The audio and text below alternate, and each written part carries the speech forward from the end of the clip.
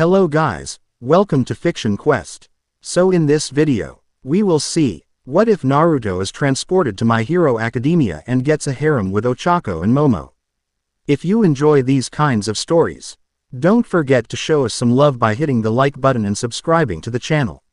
Your support means the world to us. Now, let's start the story. Chapter 1. A whirlpool in the plaza. Pain was the first reality. A deep, thrumming agony that pulsed from his right arm, a phantom limb that wasn't there anymore. The second reality was the dizzying, nauseating sensation of falling through a world that had turned to liquid light and screaming sound. He remembered a clash of unimaginable power, a Rasengan infused with the energy of all 9 Biju against a Chidori fueled by the same. He remembered Sasuke's face, a mask of grim determination and shared history. Then, nothing, just the tearing, the pulling, the violent unraveling of everything. Naruto Uzumaki slammed into solid ground with the force of a meteor. The impact was brutal, cratering the polished stone beneath him and sending a spiderweb of cracks racing outwards. Dust and grit filled the air. For a moment, he just lay there. The world a spinning, unfocused mess. The air tasted wrong. It was thick with a metallic tang of blood, but underneath it, there was a sterile, processed quality he couldn't place. It lacked the scent of dirt and trees and life. He pushed himself up, his muscles screaming in protest. His clothes were in tatters, the black jacket was mostly gone, and the orange pants were scorched and ripped. His right arm ended in a ragged, cauterized stump just below the elbow, a testament to the finality of their battle. He glanced at his left palm. The faint, sun-like seal of the Sage of Six Paths was there. But it felt dormant, fading. Sasuke, he rasped, his throat raw. But the name was swallowed by a different sound. A wet, crunching noise, followed by a pained gasp. Naruto's head snapped up, his senses, honed by years of war, cut through the haze of pain and disorientation. The scene before him registered in a fraction of a second, a battlefield tableau painted in shades of desperation. He was in some kind of massive dome. Below him, in a central plaza, children, no older than he was, dressed in strange, colorful costumes, were scattered, terrified. A motley crew of thugs and villains surrounded them. A man wrapped in gray bandages, his black hair obscuring his face, was being crushed under the foot of a grotesque purple monster with an exposed brain and dead, staring eyes. The man's arm was twisted at an unnatural angle, the bone clearly shattered. Near the entrance to the plaza, a pale young man with hands clasped all over his body and wild, light blue hair reached a decaying hand towards a girl with short brown hair. Another girl, one with frog-like features, was held in place by a shadowy, mist-like creature. The pale man was monologuing, his voice a scratchy, petulant whine. "It's game over, Eraserhead. Game over, you hero wannabes." Naruto didn't know these people. He didn't know this place. But he knew the look of a predator about to strike, the scent of fear from the prey. He didn't know the rules here. He didn't care. His body moved before his mind had a chance to catch up. One moment he was in the crater, the next he was a golden-orange blur that defied physics. Shigaraki Tamura felt a sudden rush of displaced air. His fingers, inches from the frog girl's face, closed on empty space. He blinked. The two girls were gone. The strange blonde boy who had fallen from the sky was now standing 10 meters away, the two students behind him, his expression a mask of cold fury. "Stay back," Naruto ordered, his voice low and firm. It wasn't a suggestion. It was a command that resonated with an authority far beyond his years. Ochako Uraraka, heart hammering against her ribs, could only nod, pulling Tsuyu Asui closer. She had been staring death in the face, and then, in a blink, she was safe. Saved by a boy who looked as broken as he was powerful. Shigaraki tilted his head, a dry, rasping sound escaping his lips that might have been a laugh. "Ooh, a new player has appeared. Did you drop from the final boss stage? You're fast, but you can't save them all."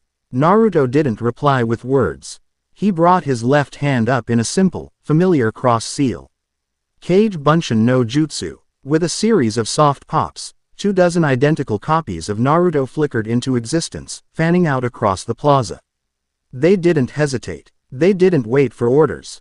Each clone moved with silent, unnerving purpose. Half of them shot towards the clusters of fodder villains, moving like wraiths through their ranks. They didn't use flashy techniques. Just brutally efficient taijutsu. A precise chop to the back of a neck. A sweeping leg that took out 3 men at once. A palm heel strike to a solar plexus that dropped a man with a bird mutation without a sound. It was an art of incapacitation, delivered with the speed of a lightning strike. The other clones dispersed towards the distinct zones of the facility, the shipwreck, the landslide zone, the conflagration. Their mission was clear: rescue and consolidation. From her position on the steps, Momo Yaoyorozu watched, her analytical mind struggling to keep up. It wasn't a quirk, not a single one, anyway. The speed was one thing, but the duplication, they weren't illusions. They had mass. They interacted with the environment. They fought with a level of tactical synergy that was flawless. One boy had become an entire army. And in the space of 30 seconds, he had completely dismantled the villains' numerical advantage and turned their offensive into a desperate defense. Who is he? She breathed, her voice filled with a mixture of terror and awe. Back in the plaza, Shigaraki was scratching his neck, flakes of dry skin falling to the ground. The casual, almost lazy way his opponent had neutralized his forces was infuriating. It was like his grand debut had been crashed by a cheat code. Annoying. So annoying, he hissed. Fine, let the big guy play. Nomu, kill that cheater. Tear him apart. The hulking purple creature, the Nomu, released its hold on the battered Aizawa, who slumped to the ground, unconscious. It turned its dead eyes towards Naruto, its head swiveling with a bird-like jerk. It let out a guttural, inhuman shriek and charged, its footsteps like sledgehammers striking concrete. The real Naruto met the charge head-on. There was no time to think about where he was or how he got here. There was only the fight. His instincts, sharpened in the crucible of a world war, were screaming. This thing was strong, unnaturally so, and it felt hollow. Like a puppet. Their first impact was a thunderclap that echoed through the dome. Naruto blocked a wild, piston-like punch with his single forearm, the force of it sending him skidding back several feet, his sandals carving grooves into the stone. The Nomu's strength was monstrous, easily rivaling a tailed beast. But it was artless. Brute force without a hint of skill. Naruto ducked under another swing, his body moving with a fluid grace that seemed impossible. He planted his palm on the Nomu's chest and channeled a pulse of chakra, trying to throw it off balance. It was like pushing against a mountain. The creature didn't even flinch. It brought its other fist down in an overhead smash.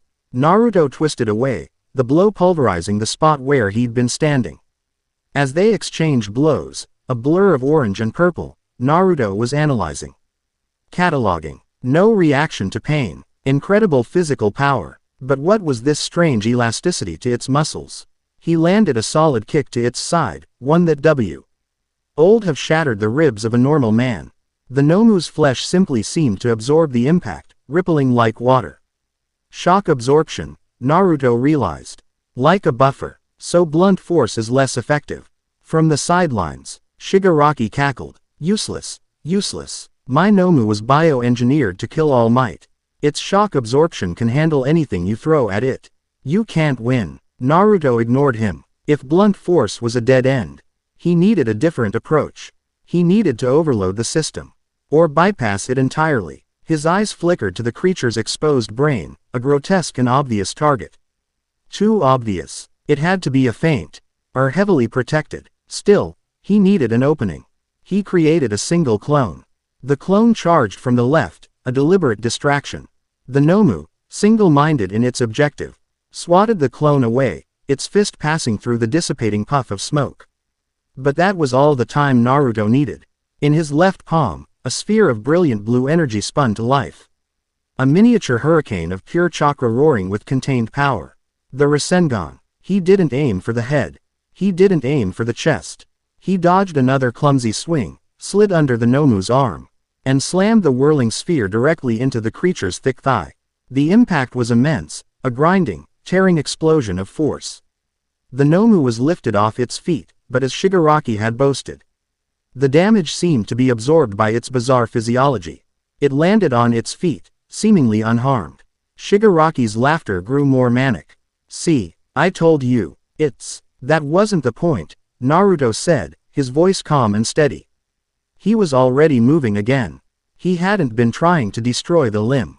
He had been trying to create a system shock. For a single, imperceptible moment, the Nomu's entire biological system had to focus on absorbing the massive, concentrated energy of the Rasengan. Its regenerative and defensive capabilities were momentarily dedicated to that single point of impact. It was a forced reboot, lasting less than a second. It was more than enough time. Before the Nomu could even register that its target had moved, Naruto was a blur. He hadn't bothered retrieving his kunai pouch, it was long gone. Instead, he'd pulled a kunai from the hip of a defeated villain his clone had passed. The steel glinted as he leapt onto the Nomu's back, his movements precise and economical. He wasn't aiming for the brain. Not yet. He drove the kunai deep into the thick muscle cluster at the base of the Nomu's right shoulder, severing the primary tendons with a surgeon's precision. At the same time, one of his clones, which had been rescuing a dazed and wounded Aizawa, appeared beside the man, pulling him further away from the fight and towards the relative safety of the chairs where the other students were huddled. The Nomu roared, a sound of fury and confusion as its right arm went limp. It had been outthought, outmaneuvered. It spun around, its left arm swinging wildly, but Naruto was already gone. Landing lightly a dozen paces away, Shigaraki stopped scratching. His breath hitched. This wasn't how it was supposed to go. This stranger wasn't just powerful.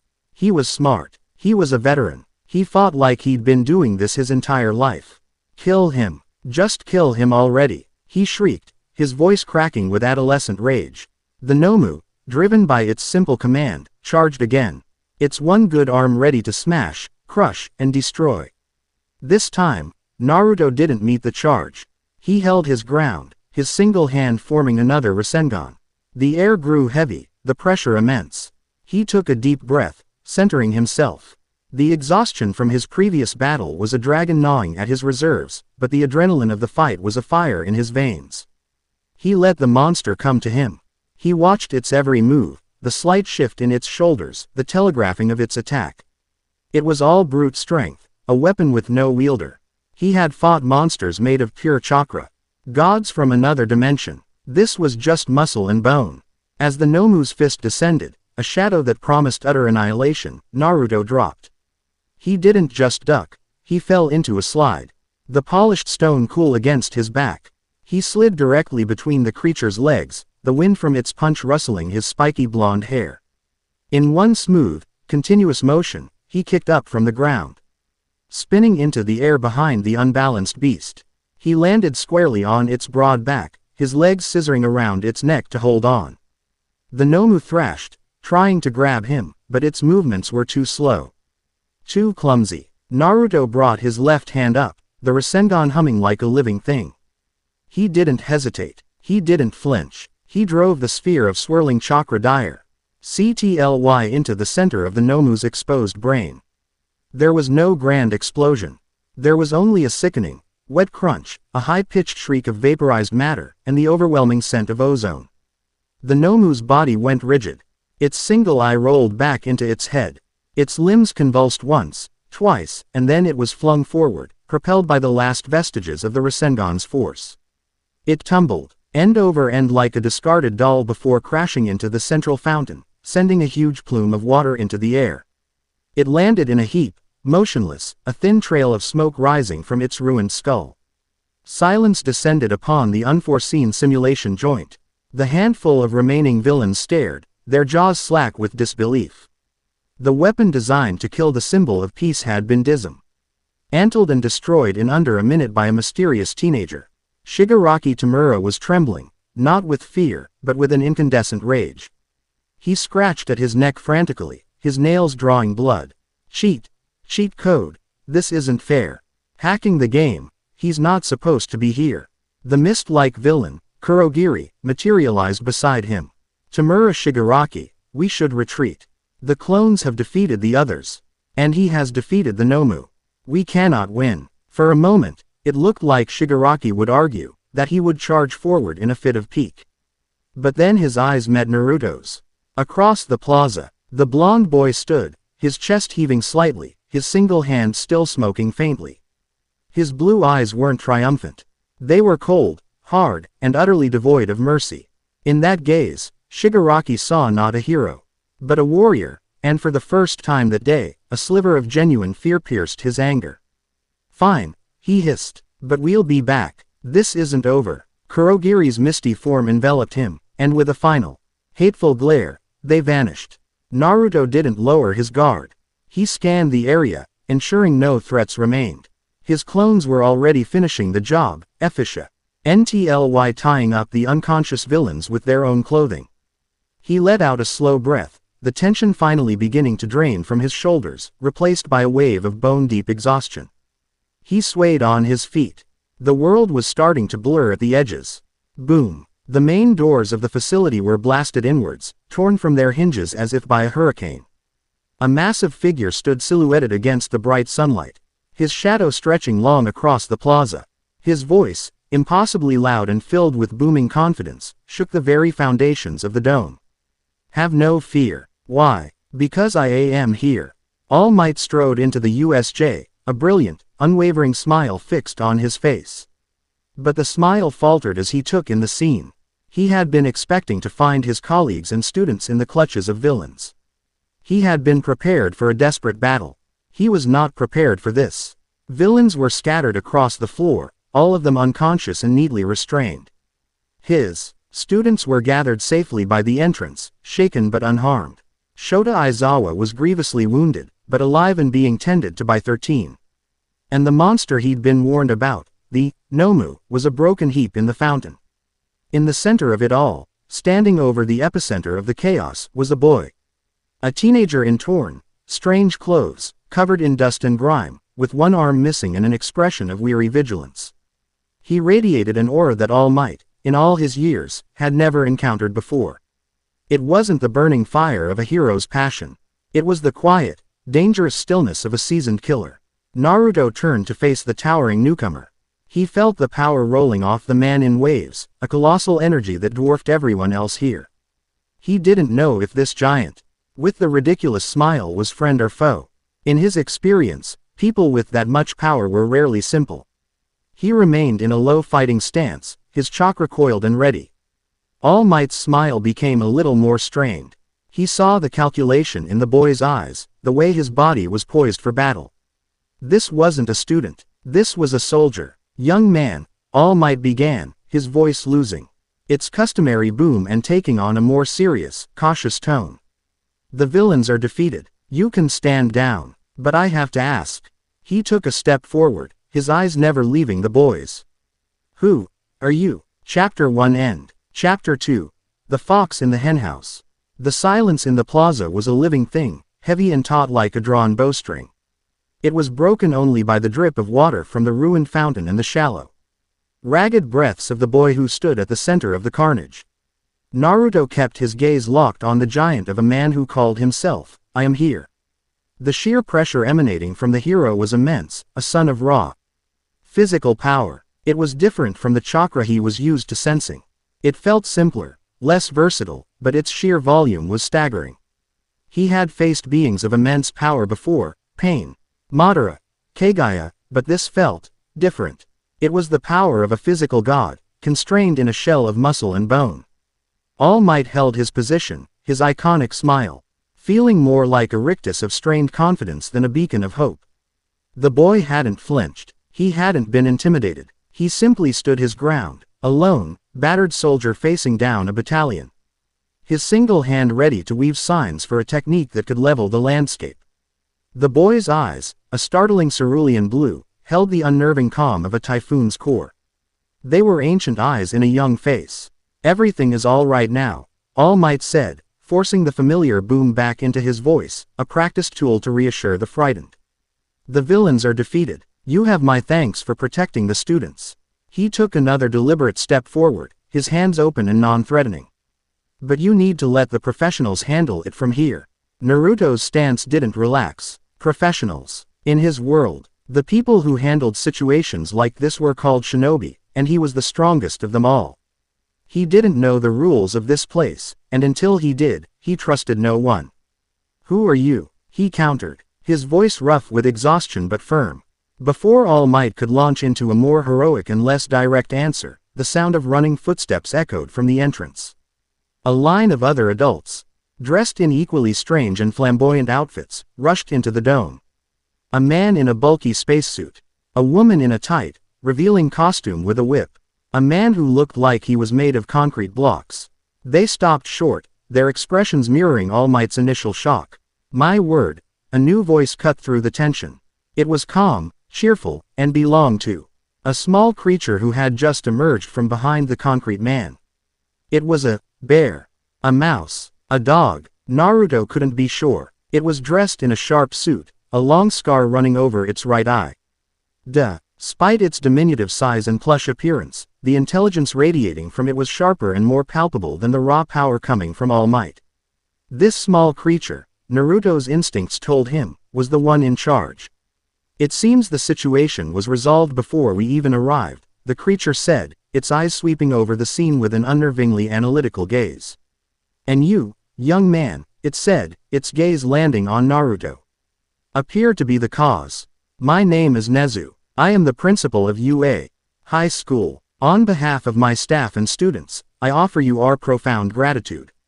Naruto's eyes narrowed slightly. A principal. This was a school. He had landed in the middle of an attack on a school for children. A fresh wave of anger, cold and sharp, cut through his exhaustion. He hated those who preyed on the weak, who brought war to places of learning. He watched as the other newcomers, the professionals, began to secure the area. The woman with the whip started directing student evacuations. The spacesuit man, 13, was being helped to his feet. Aizawa was carefully loaded onto a stretcher by medical robots that had rolled in. The entire operation was smooth, practiced. It was jarringly civilized compared to the bloody aftermath of a shinobi battlefield. With the immediate threat gone, the adrenaline that had sustained Naruto began to recede like a tidal wave. The deep, aching exhaustion he'd been holding at bay slammed into him with the force of a physical blow. The phantom pain in his right arm flared, and the world began to tilt and swim. He saw the concerned face of the brown-haired girl, Ochako. He saw the analytical, curious gaze of the black-haired girl, Momo. He saw the giant man, All Might, take a step towards him. Then, the world went black, and he knew no more. Naruto woke up slowly, floating in that gray space between unconsciousness and awareness. The first thing he registered was the softness of the surface beneath him. It wasn't the hard ground of a battlefield or the rough bedroll of a camp. It was a proper mattress. The second thing was the silence. It was a deep, clinical quiet, punctuated by the faint, rhythmic beep of a machine somewhere to his left. He forced his eyes open. The ceiling was white and sterile. He was in a simple room, furnished with only the bed he was on and a small table with a single chair. The walls were a dull gray, made of a material that looked like polished steel. There were no windows. He was wearing a simple gray t-shirt and loose pants, not his own tattered clothes. His stump of an arm had been professionally cleaned and bandaged. He sat up, swinging his legs over the side of the bed. The beeping from the machine next to him quickened its pace. A heart monitor. He was in a medical facility. Or a prison designed to look like one. He tore the sensors from his chest without a second thought, silencing the machine. He needed his senses clear. He closed his eyes and expanded his sensory perception. A technique taught to him by his father. The building was vast. He could feel dozens of life signatures moving around on other floors. But in this immediate area, there were only 4. One was right outside the door, motionless. A guard. The other 3 were approaching down the hallway. One of them felt like a blazing sun, All Might. One was weak, flickering like a candle in a stiff breeze. But with an undercurrent of stubborn strength, the bandaged teacher, Aizawa. And the last one was a puzzle. Its life force was small, but its mind felt like a raging star, a supernova of intelligence and calculation. Nezu. The door slid open with a soft hiss. The principal, Nezu, walked in, his paws clasped behind his back. He was followed by a gaunt, skeletal man with sunken eyes and D-sharp cheekbones who looked like he was one bad cough away from collapsing. It took Naruto a second to realize this frail man was the source of that blazing sun of power. This was All Might's true form. The transformation was more than a physical change, It was like he was actively burning away his own life force to fuel that heroic persona. It was a far more costly technique than even the 8 gates. Behind them, Shota Aizawa shuffled in, his entire upper body a cocoon of bandages, his arm in a sling. He leaned against the doorframe, his visible eye burning with an intensity that defied his injuries. "Good morning. Or, I suppose, good afternoon," Nezu said cheerfully, hopping onto the chair and swinging his legs. "You've been unconscious for nearly a day.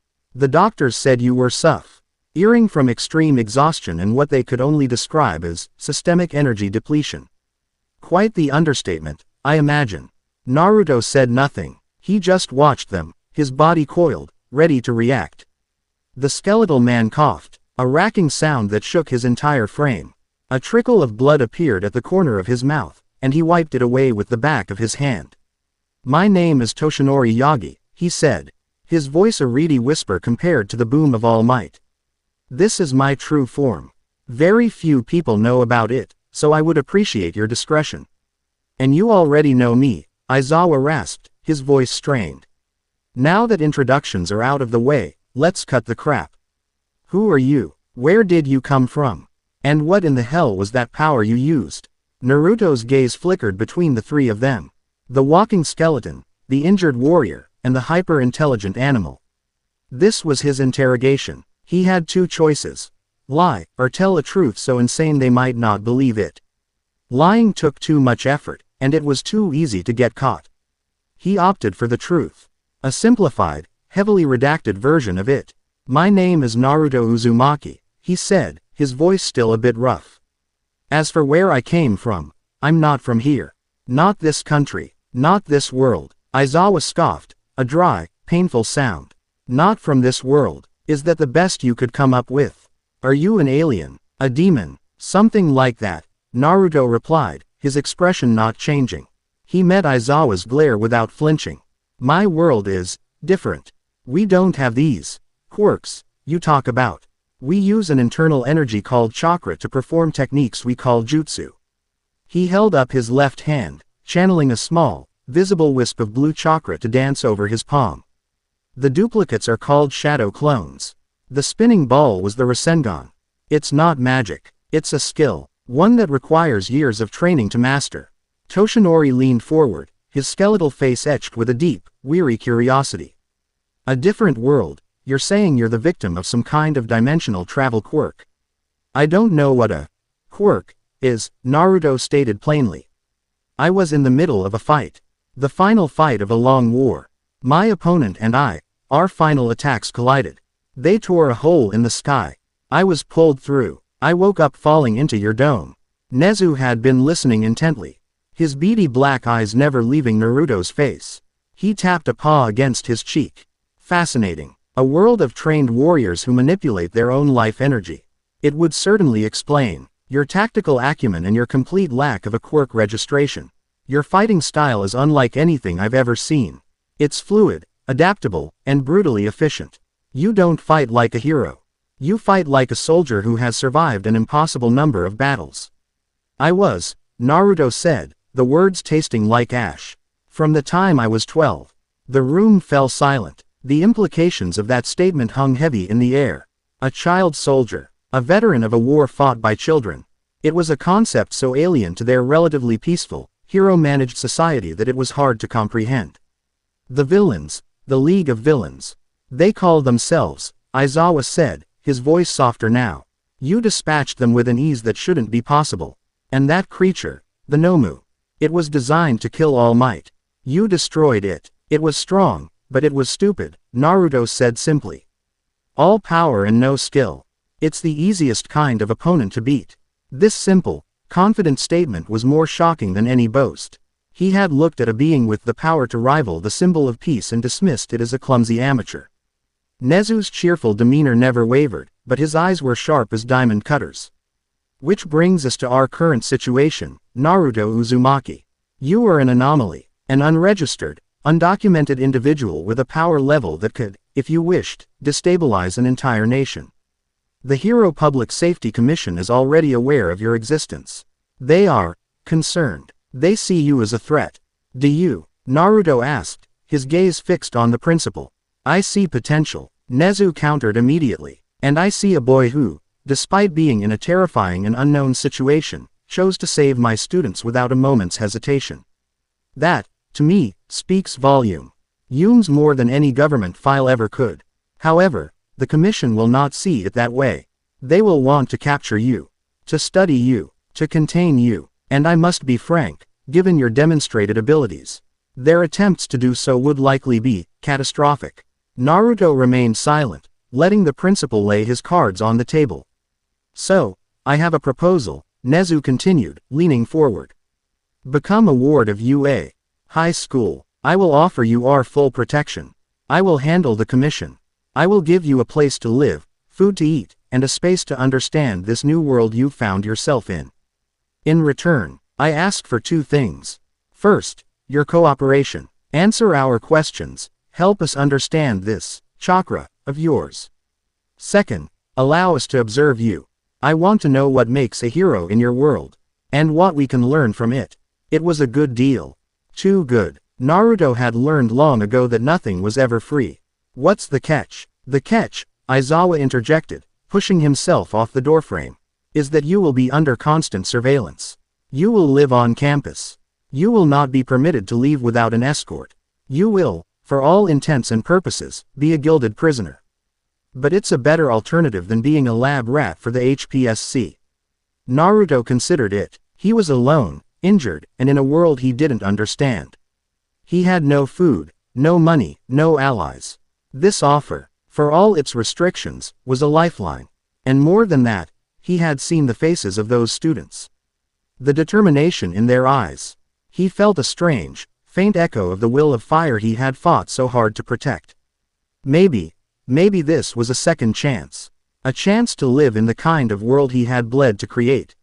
Fine, he said, I accept. A genuine smile touched Nezu's lips. Excellent, Mr. Aizawa will show you to your new quarters. We've taken the liberty of preparing a room for you in the New Heights Alliance dormitory. It will allow for easier observation and interaction. Walking through the halls of UA was a surreal experience. The school was a monument to heroism, with massive windows, bright colors, and statues of famous pro-heroes lining the corridors. It was a world away from the Spartan, practical functionality of Konoha's Shinobi Academy. Aizawa led him in silence, the only sound the soft shuffle of his feet. They arrived at a large, modern building labeled, Class 1A Heights Alliance. This is the dormitory, Aizawa explained. For security reasons after the attack, we've moved the students on campus. Your room is on the second floor. There are rules. Curfew is at 10 p.m. No unauthorized use of your jutsu. And if you even think about hurting one of my students, I will personally hunt you down and erase you. Naruto just nodded. Threats didn't bother him. He'd had worse from people who could actually back it up. When Aizawa opened the door to the common room, all conversation stopped. The students of Class 1A were scattered around on couches and at tables. And every single one of them froze, their eyes locking onto Naruto. He could feel their emotions washing over him. Awe, fear, intense curiosity, and in the case of a spiky high. Red blonde boy sitting with his feet on the table, pure, unadulterated hostility. Everyone, this is Naruto Uzumaki, Aizawa announced, his voice flat and devoid of enthusiasm. Due to special circumstances, he will be staying here at UA. Under my supervision. He is not a student. He is a ward of the school. Do not bother him. Do not challenge him. And do not, under any circumstances, provoke him. Am I clear? A chorus of nervous, yes, sir, answered him. Aizawa pointed to a door down the hall. That's your room. Your new clothes are in the closet. Dinner is at 7. With that, he turned and shuffled away, leaving Naruto alone in a room full of gawking teenagers. An awkward silence descended. Naruto just stood there, unsure of the social protocol for this situation. Finally, a boy with green, curly hair and a face full of freckles stood up, clutching a notebook so tightly his knuckles were white. Hello. My name is Izuku Midoriya. He stammered, bowing rapidly. It's an honor to meet you. What you did at the USJ was incredible. Your quirk, or your jutsu, I guess, the speed, the power, the tactical application of your clones, I've never seen anything like it. Is it a hereditary power? How does the energy conversion work? What are the limitations on the number of clones you can create? Is there a time limit? Does it divide your strength or do they operate at full capacity? The Rasengan seemed to be pure kinetic energy, but how did you contain it? Deku, you're scaring him, a familiar voice said. It was the brown-haired girl, Ochako Uraraka. She walked up to Naruto, a kind, slightly nervous smile on her face. Ignore him, he gets like this. I wanted to thank you for saving me and Suyu. We would have, well, thank you. It's no problem, Naruto said, the words feeling foreign in his mouth. He wasn't used to being thanked. He was used to being feared, then tolerated, then respected. Gratitude was still a novel concept. That was a damn good show you put on back there. Falling out of the sky like that. A boy with spiky red hair and a wide, toothy grin exclaimed, walking over and clapping Naruto on the shoulder. Eijiro Kirishima, any man who can take down a monster like that is a man in my book.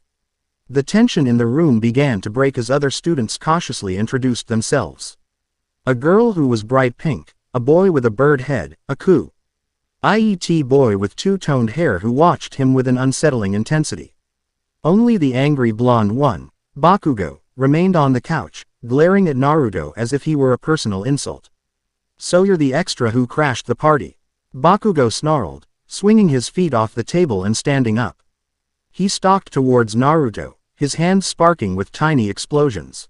You think you're hot stuff, showing up and stealing the spotlight. Don't think for a second that makes you better than me. Naruto just looked at him, his expression unreadable.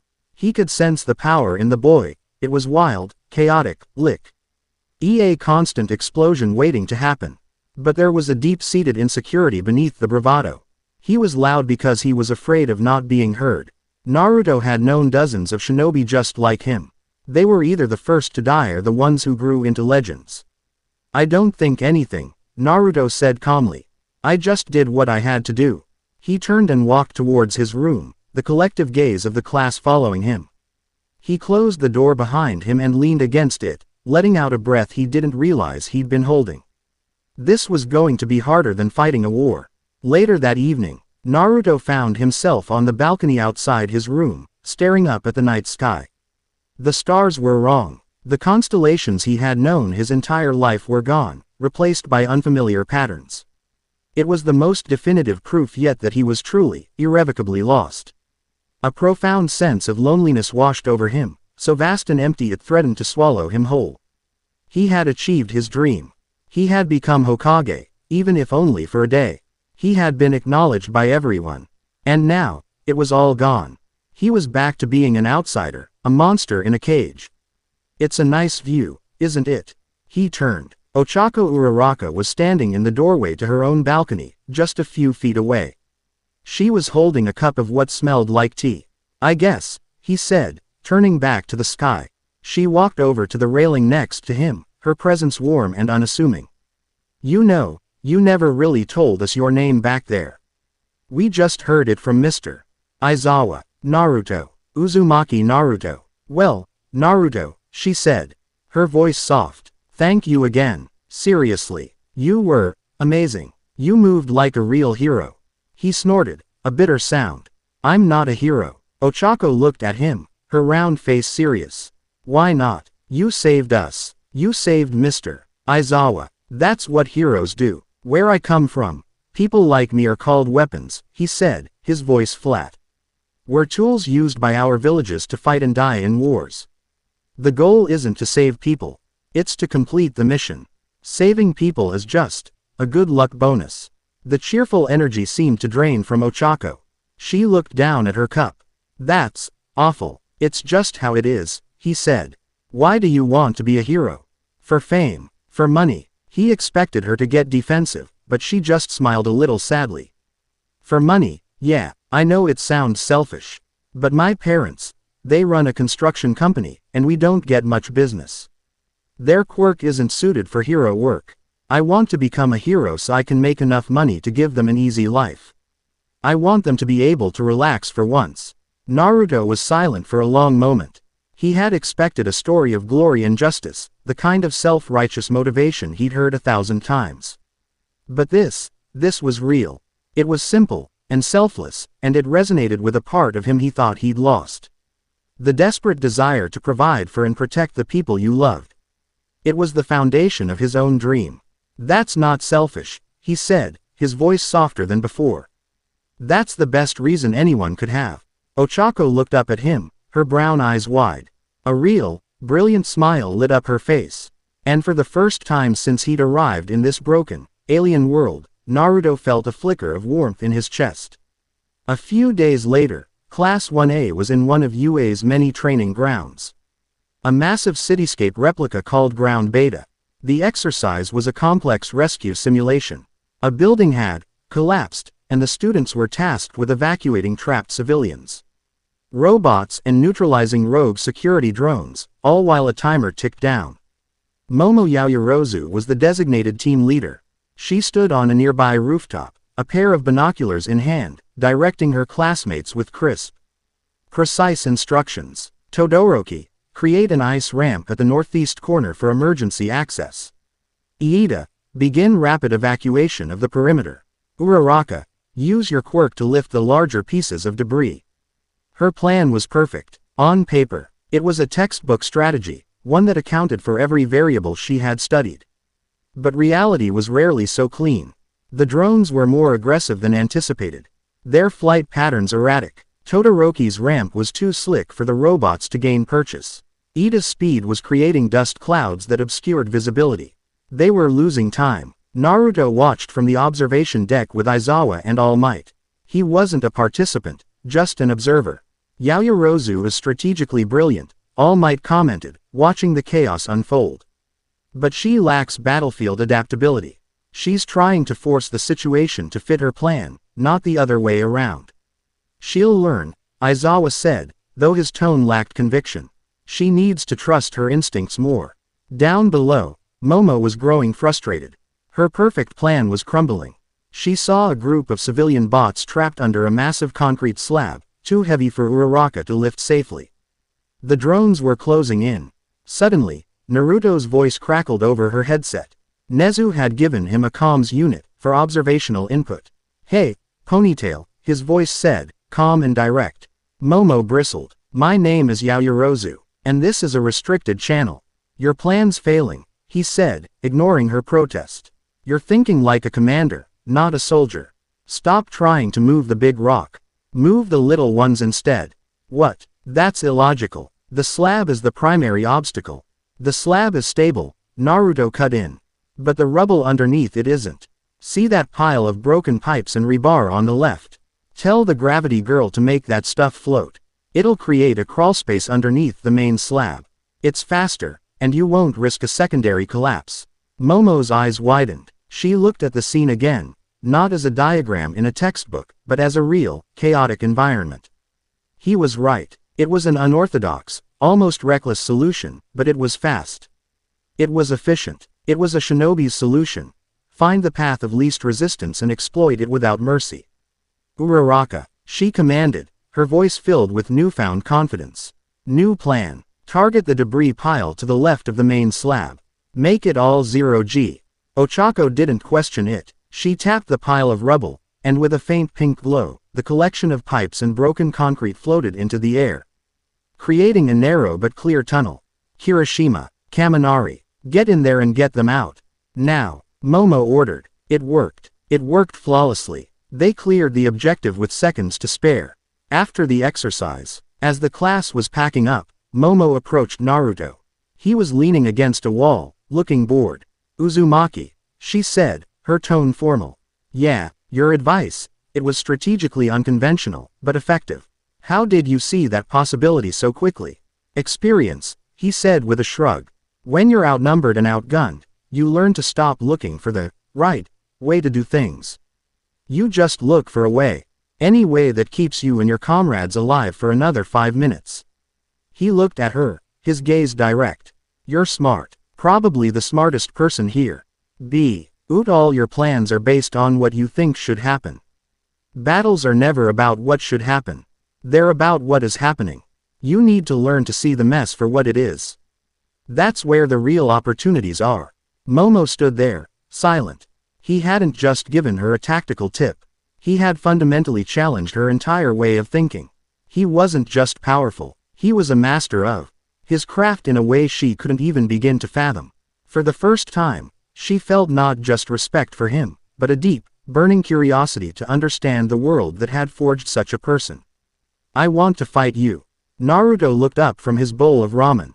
He was in the training gym with Aizawa. It had been a week since he'd arrived, a week of observation, questions, and quiet, lonely nights. Why? Naruto asked, slurping a noodle. I need to know what you are, Aizawa said, his eyes glowing a faint red as he activated his quirk. I need to see the full extent of it for myself. No holding back, Naruto sighed, placing his empty bowl aside. You really don't want that. Humor me, Aizawa insisted, unraveling his capture weapon. Fine. Naruto stood up and stretched. But don't blink. He stood opposite each other in the center of the gym. Aizawa fell into his familiar, crouched stance, his capture weapon floating around him like a nest of gray serpents. Naruto just stood there, his hands in his pockets. Aizawa made the first move. He shot forward, his movements silent and swift, his scarf lashing out to ensnare Naruto. With his quirk, erasure, active, any opponent would be rendered powerless.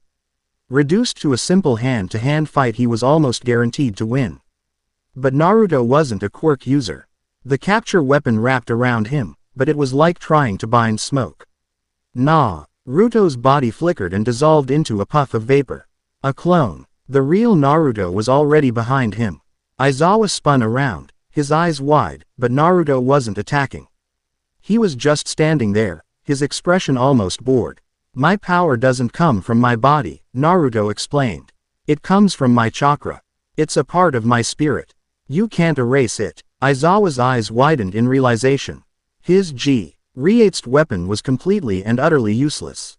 This changed everything. He didn't hesitate. He launched into a flurry of taijutsu, his movements precise and economical. Naruto met him blow for blow, his single hand deflecting, parrying, and blocking with an ease that was almost insulting.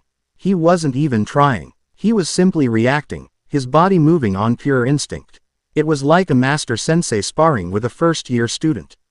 You're good, Naruto commented, catching Aizawa's fist in his open palm. You'd probably be a high-ranking chunin in my world. Maybe even a low-level jonin. Aizawa gritted his teeth, pushing back.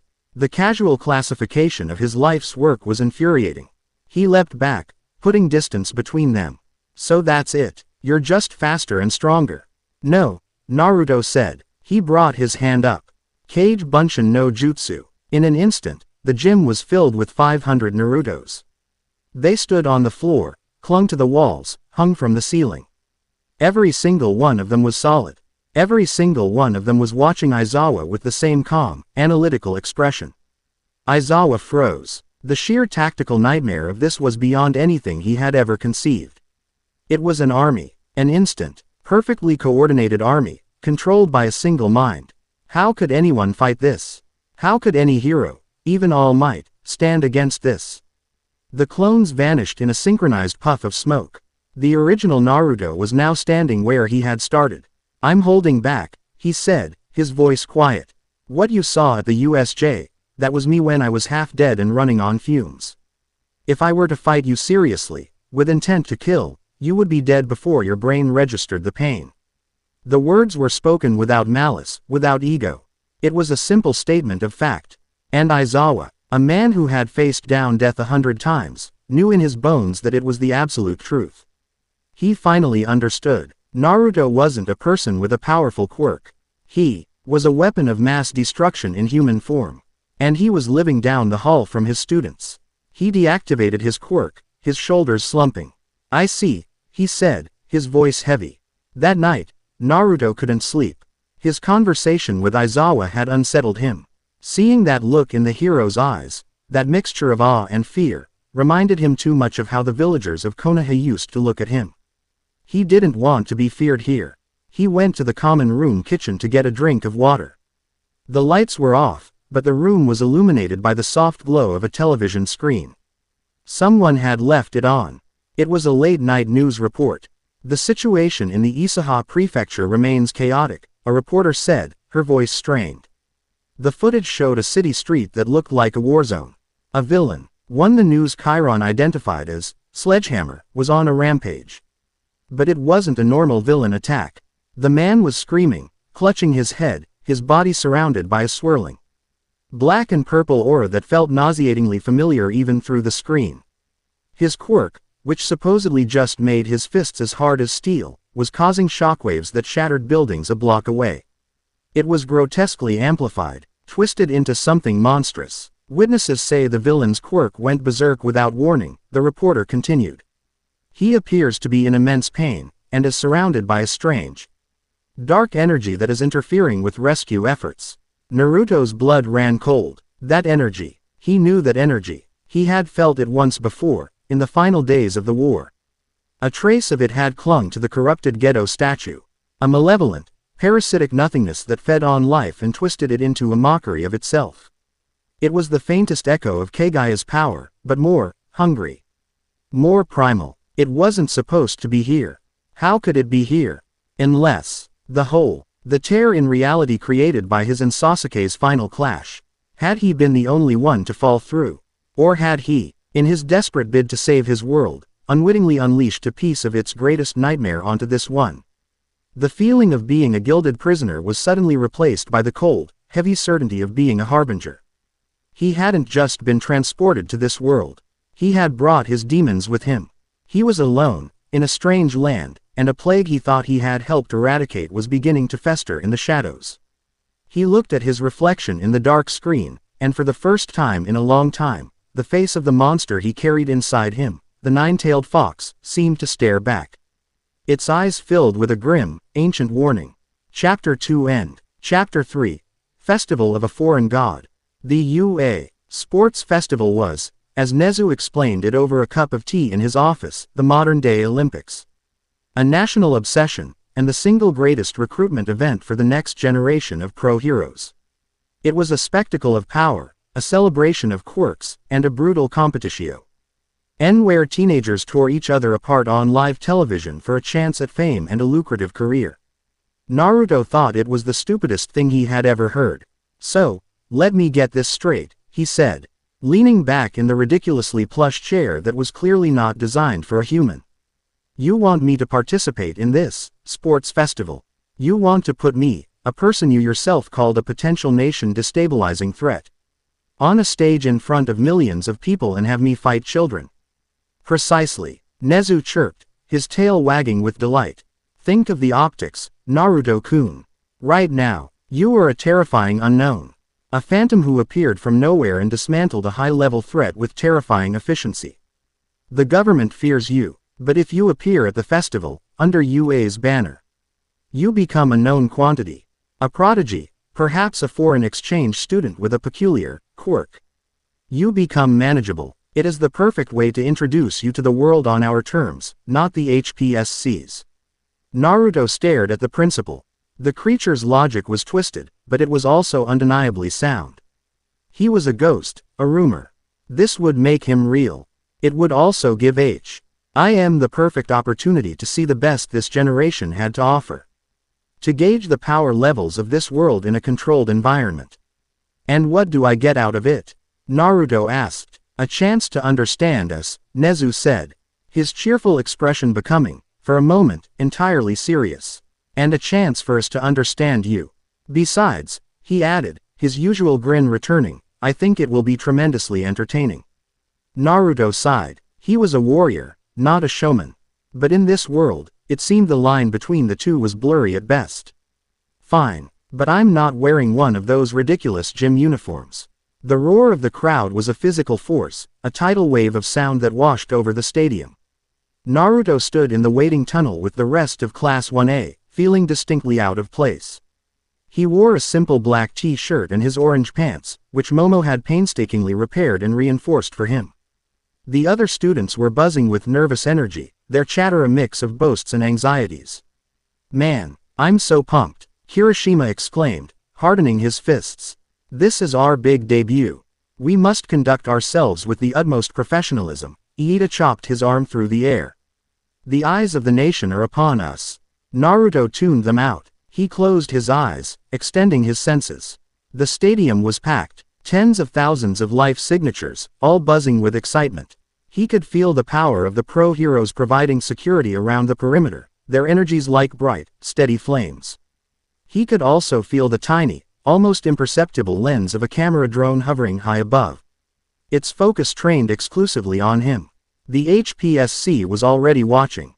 Present Mike's voice, amplified to an ear-splitting volume, announced their entrance. As Class 1A walked into the blinding light of the arena, the roar of the crowd intensified. Naruto kept his expression neutral, his hands shoved in his pockets, but on the inside, he felt a familiar pang. This was the recognition he had craved his entire life. The cheers of a crowd. But it wasn't for him. Not really. He was just a curiosity. A freak show. The R-rated hero, Midnight, announced the first event, a 4-kilometer obstacle race around the entire stadium. A no-holds-barred mad dash to the finish line. As the starting signal blared, the narrow tunnel became a chaotic bottleneck. Most of Class 1A was instantly frozen solid by a massive wave of ice that erupted from the front of the pack. Todoroki Shoto shot forward, unimpeded, a trail of frost in his wake. "Sorry," Todoroki said over his shoulder, his voice devoid of emotion. "But I'm not here to play nice." Bakugo blasted his way over the ice wall, screaming with rage. Hiroshima hardened his body and pushed through it. Momo created a pole to vault over. But Naruto didn't bother with any of that. While the others were still struggling, he simply took a running start, his feet glowing with a faint blue aura of chakra. He ran straight up the vertical wall of ice, defying gravity as if it were a minor suggestion, and flipped over the top, landing silently on the other side. He didn't even spare a glance at the stunned faces of the few students who had made it through. The first real obstacle was the Robo Inferno, the giant zero-point robots from the entrance exam. Todoroki froze one in place, its joints locked, and ran beneath its legs. Others scrambled to find a way around. Naruto didn't even slow down. As a massive robot swung its fist down at him, he leapt. Not a normal jump, but a chakra-enhanced explosion of movement. He soared into the air, using the robot's descending arm as a stepping stone, then its shoulder, then its head, before launching himself forward, clearing the entire robotic graveyard in 3 fluid, impossible steps. He landed and kept running, leaving behind a field of shocked competitors and one very confused robot. The second obstacle was the fall, a vast canyon connected by a series of tightropes. Eel students cautiously made their way across, or used their quirks to create bridges. Naruto just ran straight off the edge. For a terrifying second, it looked like he was committing suicide on live television. Then his feet hit the vertical cliff face of the canyon, and he just kept running, his body parallel to the ground, before launching himself across the chasm to the other side. The final obstacle was a minefield. The mines weren't lethal, but they packed a powerful, disorienting blast. Bakugo and Todoroki were already navigating it, engaged in a fierce battle for first place. Naruto paused at the edge of the field. He closed his eyes for a second, sensing the faint energy signatures of the mines buried beneath the dirt. Then he opened them and started to run. He didn't avoid the mines. He stepped on them. The moment his foot made contact, he would use a flicker of chakra to propel himself forward and upward, using the mine's own explosive force to launch himself across the field like a human cannonball. Boom, boom, boom. He chain reacted his way across the minefield in a series of perfectly timed explosions, a blur of orange and black that shot past the dueling prodigies. He landed just past the finish line, skidding to a halt in a cloud of dust, not even breathing heavily. First place. The stadium was dead silent for a full 3 seconds before it erupted into a cacophony of confused, ecstatic cheers. The announcers, Present Mike and Aizawa, were at a loss for words. What just happened, Eraser? Present Mike finally stammered. Aizawa's voice was a weary sigh over the broadcast. He's a logical-minded individual.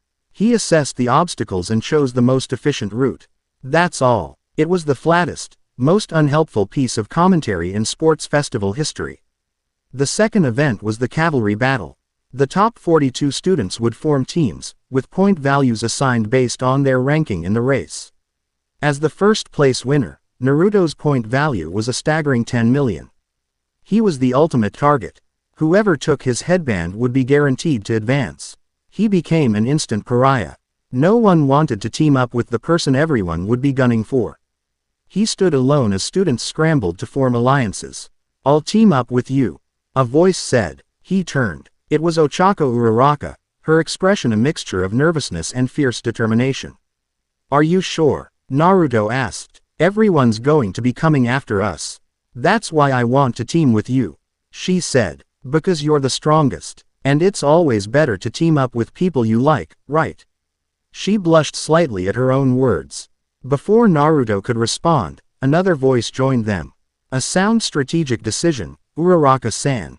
His offensive capabilities are unparalleled. But he will require a robust defense and tactical support. I will provide it." Momo Yaoyorozu stood beside them, her posture confident. "Allow me to join you, Uzumaki-san." Naruto looked between the two of them. The girl who could defy gravity and the girl who could create anything. Offense, defense, and mobility. It was a surprisingly balanced team. He found himself smiling, a genuine, small smile.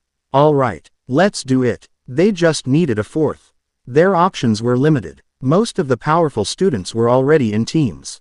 Then, a dark shadow fell over them. "I will be your horse," said Fumikage Tokiyami, the quiet boy with the bird head. His quirk, Dark Shadow, materialized beside him, a sentient being of darkness. In the dark, it is the strongest. You draw the most attention. That will create the shadows it needs to thrive. It was a perfect synergy. Naruto, the ultimate target, would be the rider. Ochako would provide mobility, Momo would create defensive tools. And Tokiyami and Dark Shadow would be their secret weapon, lurking in the chaos. The battle was a whirlwind of controlled chaos. As expected, every team charged them at once.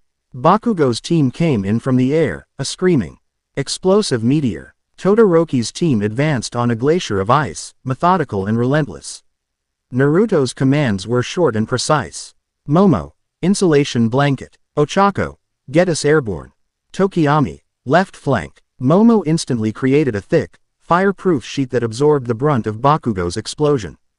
Ochako tapped their shoulders, and they became weightless, allowing Tokiyami to use Dark Shadow to propel them into the air, dodging Todoroki's ice wave. For the next 15 minutes, they played a masterful game of keep away. Naruto's combat sense was preternatural.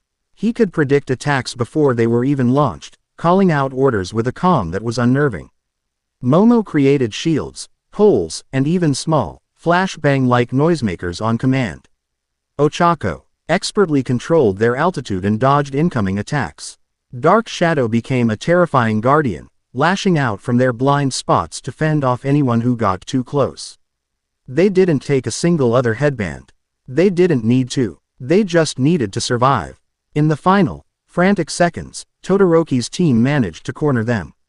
But as Iida used his Recipro burst to shoot forward and grab their headband, Naruto simply leaned to the side. Iida's hand closed on empty air, his momentum carrying him past them. The buzzer sounded. They had held on. "You seem nervous." Ochako jumped, nearly dropping the water bottle she was holding. Naruto was leaning against the wall in the waiting tunnel, watching her. Her match was next, against Katsuki Bakugo. And no, not at all. She lied, her voice squeaking. "I'm totally ready. I've got a plan and everything." Naruto just looked at her, his blue eyes seeing right through the facade. He walked over and stood in front of her. "It's okay to be scared. That guy, he's like a rabid dog. But so were a lot of the people I had to fight." He looked down at his single hand. "I was the underdog my whole life. Everyone looked down on me. They thought I was a loser, a monster. They never expected me to win anything. And for a long time, I didn't." Ochako listened, her own anxieties momentarily forgotten. "But I learned something," he continued, meeting her gaze. "It doesn't matter if you win or lose. It matters that you stand your ground. It matters that you make them see you. Go out there and show everyone. Show him that you're not some fragile thing he can just blow away." Make him take you seriously. Make him remember your name. He didn't offer her a strategy. He didn't tell her she could win. He just gave her something far more important, permission to fight with pride. Ochako's eyes welled up with tears, but she blinked them back, a fierce fire igniting in their place. She took a deep breath and bowed. Thank you, Naruto-kun. He just gave her a thumbs up and a foxy grin. Now go get him. Her match against Bakugo was brutal. She was completely outclassed in power and speed. But she never gave up. She kept charging, relentless, implementing her secret plan to make debris float above the ring. She forced Bakugo to take her seriously, to unleash his full power against her. In the end, she collapsed from exhaustion, defeated. But as she was carried off the field, the entire stadium, even the pro heroes, gave her a standing ovation. She had lost the match, but she had won their respect. Later, as Naruto was heading to his own match, he passed Momo in the hallway. She was staring at the tournament bracket on a monitor, her brow furrowed in concentration. You're overthinking it, he said, not breaking stride. Momo turned, surprised. Excuse me, the guy you're fighting next. Tokiyami, Naruto said, stopping beside her. You're trying to figure out how to counter Dark Shadow. You're planning on creating something that produces a lot of light, right? A big spotlight, or a flash grenade. Momo was taken aback. That is, the most logical strategy, yes. Dark Shadow is weakened by light. It's also the most obvious, Naruto countered. He knows that's his weakness. He'll be expecting it. The moment you start to create something, he'll go all out to stop you before you can finish. He'll rush you down. He tapped the screen. Don't fight the shadow. Fight the boy. His quirk is powerful, but it requires his concentration. Get in close. Don't give him space to maneuver. Your staff fighting skills are better than his. Force him into a close quarters fight, and his own quirk will become a liability. It's too big and clumsy to fight effectively at point-blank range. Momo stared at the screen, then at Naruto. He had just dissected the fight and offered a winning counter strategy in less than 30 seconds, based on intuition and combat experience she simply didn't possess. It was a level of insight that defied textbooks. Thank you, she said, her voice filled with genuine admiration. I will consider your advice. The air in the stadium crackled with anticipation. The semifinal match was about to begin. Naruto Uzumaki vs. Shoto Todoroki. Todoroki stood on the opposite side of the ring, his expression an icy mask. I won't let this take long, he said, his voice cold. Surrender. You can't beat me. The moment the match started, a mountain of jagged ice erupted from the ground, racing towards Naruto. It was an attack of overwhelming scale, meant to end the fight instantly. Naruto didn't move, he just held up his left hand and muttered, Futon, Daitapa. A powerful gust of wind, a gale force created from a simple exhalation of chakra, met the ice wall. The two forces collided, but the wind was relentless, eroding the ice, blasting it back at Todoroki as a shower of razor-sharp sleet. Todoroki created another ice wall to defend himself, his eyes wide with shock. His opening gambit, an attack that had defeated every other opponent, had been brushed aside like it was nothing. Is that all you've got? Naruto called out, his voice carrying across the ring. Just that one sad trick. Enraged, Todoroki unleashed a continuous barrage of ice attacks, each one larger and faster than the last. The entire arena was transformed into a glacial wasteland. But Naruto was always one step ahead. He dodged, he weaved. He shattered the ice with chakra-infused punches that cracked the air like a whip. He was completely untouched, moving with a fluid, predatory grace. Why won't you use it? Naruto yelled, closing the distance between them. Your other half. You're fighting me with only half your strength. Are you looking down on me? I will never use his power. Todoroki spat, sending a wave of ice spikes at Naruto's feet. I will win this with my mother's quirk alone. I will reject him completely. Naruto punched the ground, a shockwave of pure chakra shattering the entire ice field. He now stood just a few feet from Todoroki, his blue eyes blazing with a righteous fury that had nothing to do with the match. His power, Naruto roared, the sound echoing through the stunned stadium. It's your power, isn't it? What? Did your old man create it for you? Did he put the fire in your veins himself? No, it's yours. It's your body, your quirk, your life. His words struck Todoroki like a physical blow. They dug past his icy resolve and hit the core of his pain, the source of his lifelong rebellion. Everyone in my village hated me, Naruto yelled, his voice cracking with an old, familiar pain. I had a monster sealed inside me. They treated me like I was the monster. But I never let that stop me. I took that monster's power and I made it my own. I decided who I was going to be. He pointed a finger at Todoroki, his hand trembling with the force of his emotion. So stop whining about your daddy issues and start fighting. Stop letting him live in your head. If you want to reject him, then become a hero on your own terms. Become the kind of man he could never be. Stand up and fight me with everything you've got, Shoto Todoroki. Something inside Todoroki shattered. The years of resentment, of self-denial, of hatred, it all came pouring out in a single, cathartic roar. An explosion of brilliant orange flame erupted from his left side, a volcanic torrent of heat. That melted the entire glacier in an instant, engulfing the stadium in a blinding flash of light and a superheated wave of air. From within the inferno, Naruto grinned. He formed a Rasengan in his palm. The blue sphere a stark contrast to the raging fire. Todoroki, his face a mask of tear-streaked determination, unleashed his fire and ice simultaneously. The two opposing forces rushed towards Naruto. Naruto charged forward, his Rasengan held high. The resulting explosion was cataclysmic.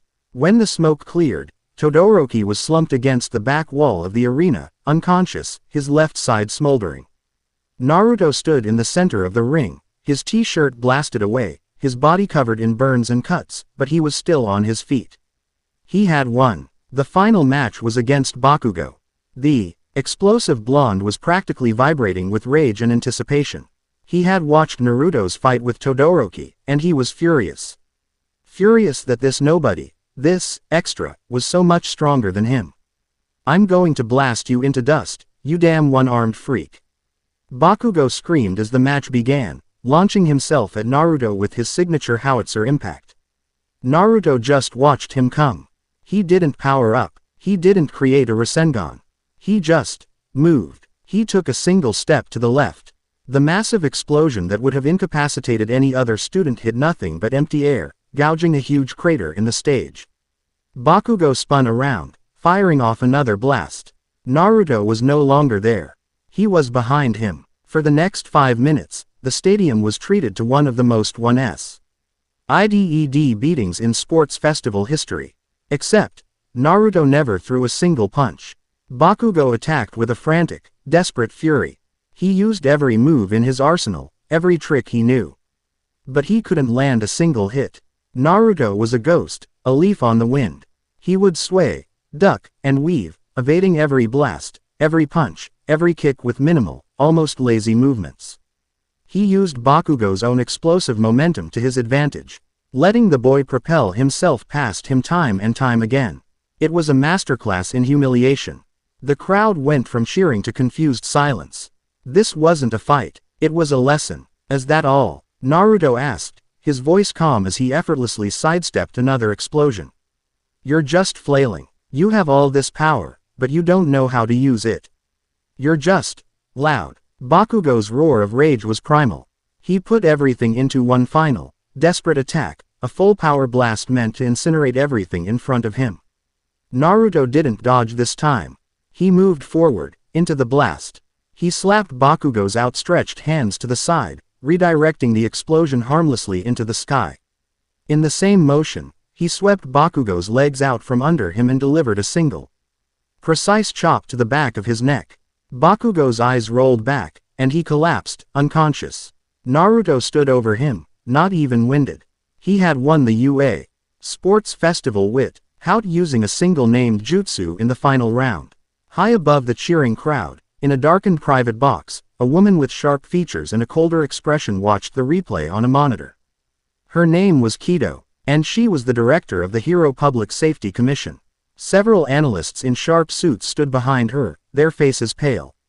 Status report, Kido said, her voice like chipping ice. Director, we have nothing. One analyst stammered. His file is a ghost. No birth certificate. No quirk registry, no records of any kind. Med scans from the stadium's drones show no discernible quirk factor. His energy output is unclassifiable. It violates the known laws of thermodynamics. He neutralized Todoroki's large-scale cryo attack with what appeared to be a breath, another added. He defeated Bakugo, one of the most promising offensive prospects in a decade, without landing a single direct attack. His combat prowess and situational awareness are on par with top 10 pro heroes. Possibly higher. Kito's eyes narrowed as she watched the footage of Naruto effortlessly evading Bakugo's explosion. He wasn't a prodigy. Prodigies could be understood. They could be controlled. This boy was something else. An unknown variable with the power to shatter the carefully balanced equation of their society. He was not a hero. He was a force of nature. And forces of nature had to be contained. She turned away from the screen. Her decision made. Classify him, she ordered, her voice leaving no room for argument. Threat level. Omega. Top priority. I want him brought in. Alive, if possible, but contained. By any means necessary. Chapter 3 end. Chapter 4. The Shadow of Justice. The aftermath of the sports festival was a strange mixture of celebrity and suspicion. In the eyes of the public, Naruto Uzumaki was a phenomenon, a mysterious powerhouse who had appeared from thin air. The media was in a frenzy, dubbing him the Typhoon Titan, a name he found profoundly irritating. To his classmates at UA, he was something else entirely. The fear they initially held had been replaced by a deep, almost reverent respect. He was no longer just the weird, one-armed guy living down the hall. He was a benchmark of power so impossibly high that it reshaped their entire understanding of what it meant to be strong. But to the people in power, the men and women in dark suits who moved in the shadows of hero society, he was a problem, a ticking bomb. Director Kido and the Hero Public Safety Commission had been stonewalled by Nezu at every turn, the principal's cheerful demeanor healed against their demands for custody of his ward. So, they watched, they analyzed, and they waited for him to make a mistake. The internship week was their first real opportunity. All first year, students were to be placed with pro-hero agencies to gain field experience. Naruto, not being a student, was a special case. The commission has been insistent, Nezu said, placing a stack of files on the table in front of Naruto. They were in a private conference room, with only Aizawa and a weary-looking Toshinori Yagi present. They have stipulated that if you are to be allowed out of UA's direct supervision, it must be with a hero of their choosing. Someone they believe can handle you. Naruto glanced at the top file. On it was a picture of a mountain of a man, his face a grim mask framed by a literal beard of fire. His hero costume was dominated by blue flames, and his eyes held an intensity that bordered on psychotic. Pro-hero number 2, Endeavor. They're putting me with him? Naruto asked, a brow raised. The guy whose kid I beat into an emotional breakthrough. Endeavor received the most internship requests of any hero, including myself, Toshinori rasped, a grimace on his skeletal face. He is the pinnacle of resolve and results. The commission sees him as the ultimate deterrent. They believe his power and his unyielding personality will keep you in line. They think he can stop me if I go rogue. Naruto translated, his tone flat. He understood the political calculus. It was a power play, a leash, but it was also an opportunity. Endeavor was the number 2 hero. If he wanted to understand the apex of this world's power structure, there was no better place to start than at the top. Fine, I'll go. Aizawa leaned against the wall, his arms crossed. You understand the rules, Uzumaki. You are there strictly as an observer. You are not a hero. You have no license. You are not, under any circumstances, to engage villains or use your jutsu in public. Your job is to watch, learn, and do exactly as Endeavor says. One screw-up is all the HPSC needs. Naruto just nodded, his expression giving nothing away. He had spent his entire life operating under rules he didn't agree with. For people he didn't trust. This was nothing new. The Endeavor Agency headquarters in Fukuoka was an imposing skyscraper of black glass and steel, a monument to its owner's ego. The atmosphere inside was less like a hero agency and more like a military barracks. Sidekicks moved with crisp, terrified efficiency, their faces masks of grim professionalism. No one smiled. Endeavor hymns. Elf was even more intimidating in person. He was a pillar of flame and muscle, and he looked down at Naruto with open contempt. So, you're Nezu's pet project, he boomed, his voice a low rumble that vibrated in Naruto's chest. The boy who made a fool of my Shoto. I was told you have power. I have yet to see it. All I saw at the festival was a braggart who dodges and talks his opponents into submission. That is not the work of a hero. A hero achieves victory through overwhelming force. Naruto met his fiery gaze without flinching. A win is a win. Doesn't matter if it's by landslide or an inch.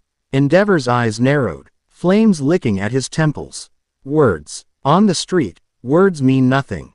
Only action. Only results. You will be on patrol with me. You will watch. You will learn what true power is. And you will stay out of my way. If you so much as step out of line, I will personally incinerate you and send the ashes back to your rat of a principal. Their first patrol was a study in contrasts. Endeavor moved through the city like a conquering king, the public parting before him with a mixture of awe and fear. When a call came in, a low-level villain with a gigantification queer robbing an armored truck, Endeavor's response was immediate and brutally excessive. He arrived on the scene and, without a word to the police or other heroes, unleashed a massive jet of flame that only instantly incapacitated the villain but also melted the asphalt for 50 feet, incinerated 2 cars, and blew out the windows of a nearby office building. The villain was caught. The robbery was stopped. Victory. That was sloppy, Naruto commented quietly as they walked away from the scene, leaving a team of Endeavor's sidekicks to handle the considerable cleanup. Endeavor stopped, turning to glare at him. I neutralized the threat in 3 seconds. That is the definition of efficiency. You caused millions in property damage and could have easily hurt a civilian to catch a guy who was, at best, a C-rank threat. Naruto countered, his voice calm.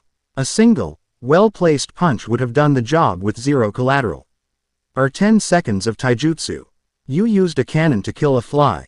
And you blew a hole in the wall behind it. I am the number 2 hero because I produce results. Endeavor roared, jabbing a flaming finger at Naruto's chest. I do not have time for the delicate, pathetic theatrics of lesser heroes. I am a symbol of strength. You're a symbol of property damage, Naruto shot back.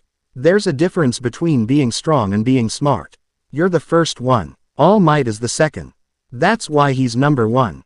The sheer audacity of the statement struck Endeavor dumb. For a moment, the flames around him raged with incandescent fury. He looked like he was about to unleash his full power right there in the middle of the street. But then, he reined it in, his expression twisting into a cruel smirk. You have a sharp tongue, boy.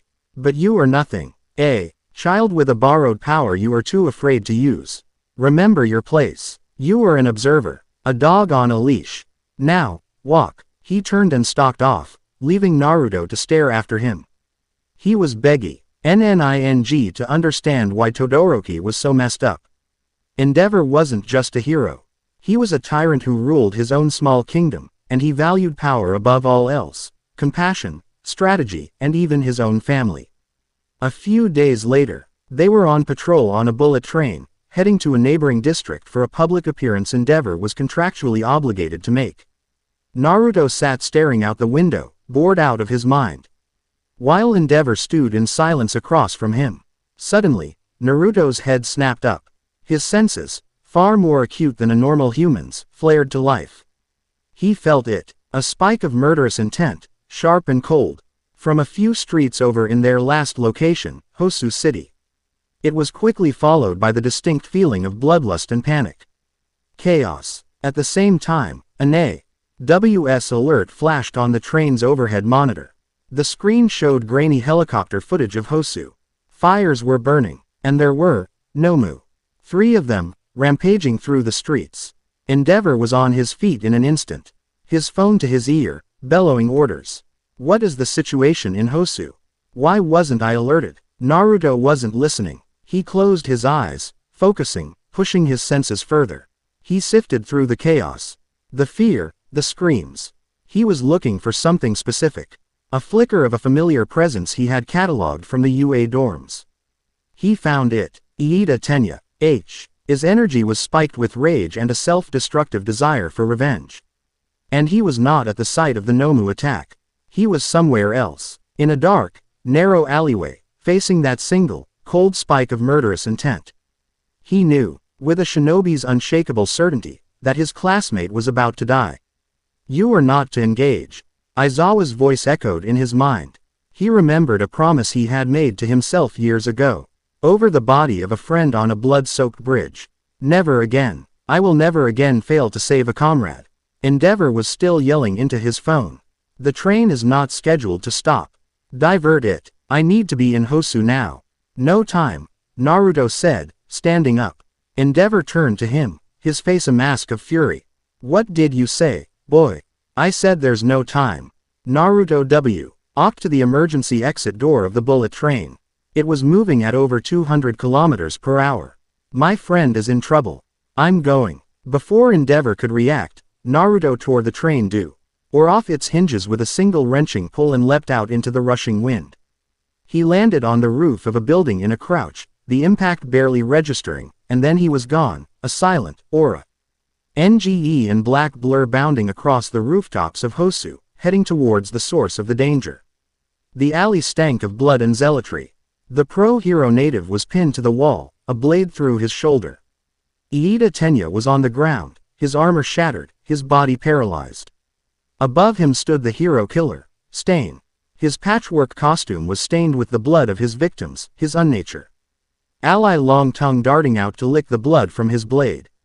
You are a fake, Stain hissed, his voice a rasping, venomous sermon. You bear the name of a great hero, Ingenium, but you do not carry his spirit.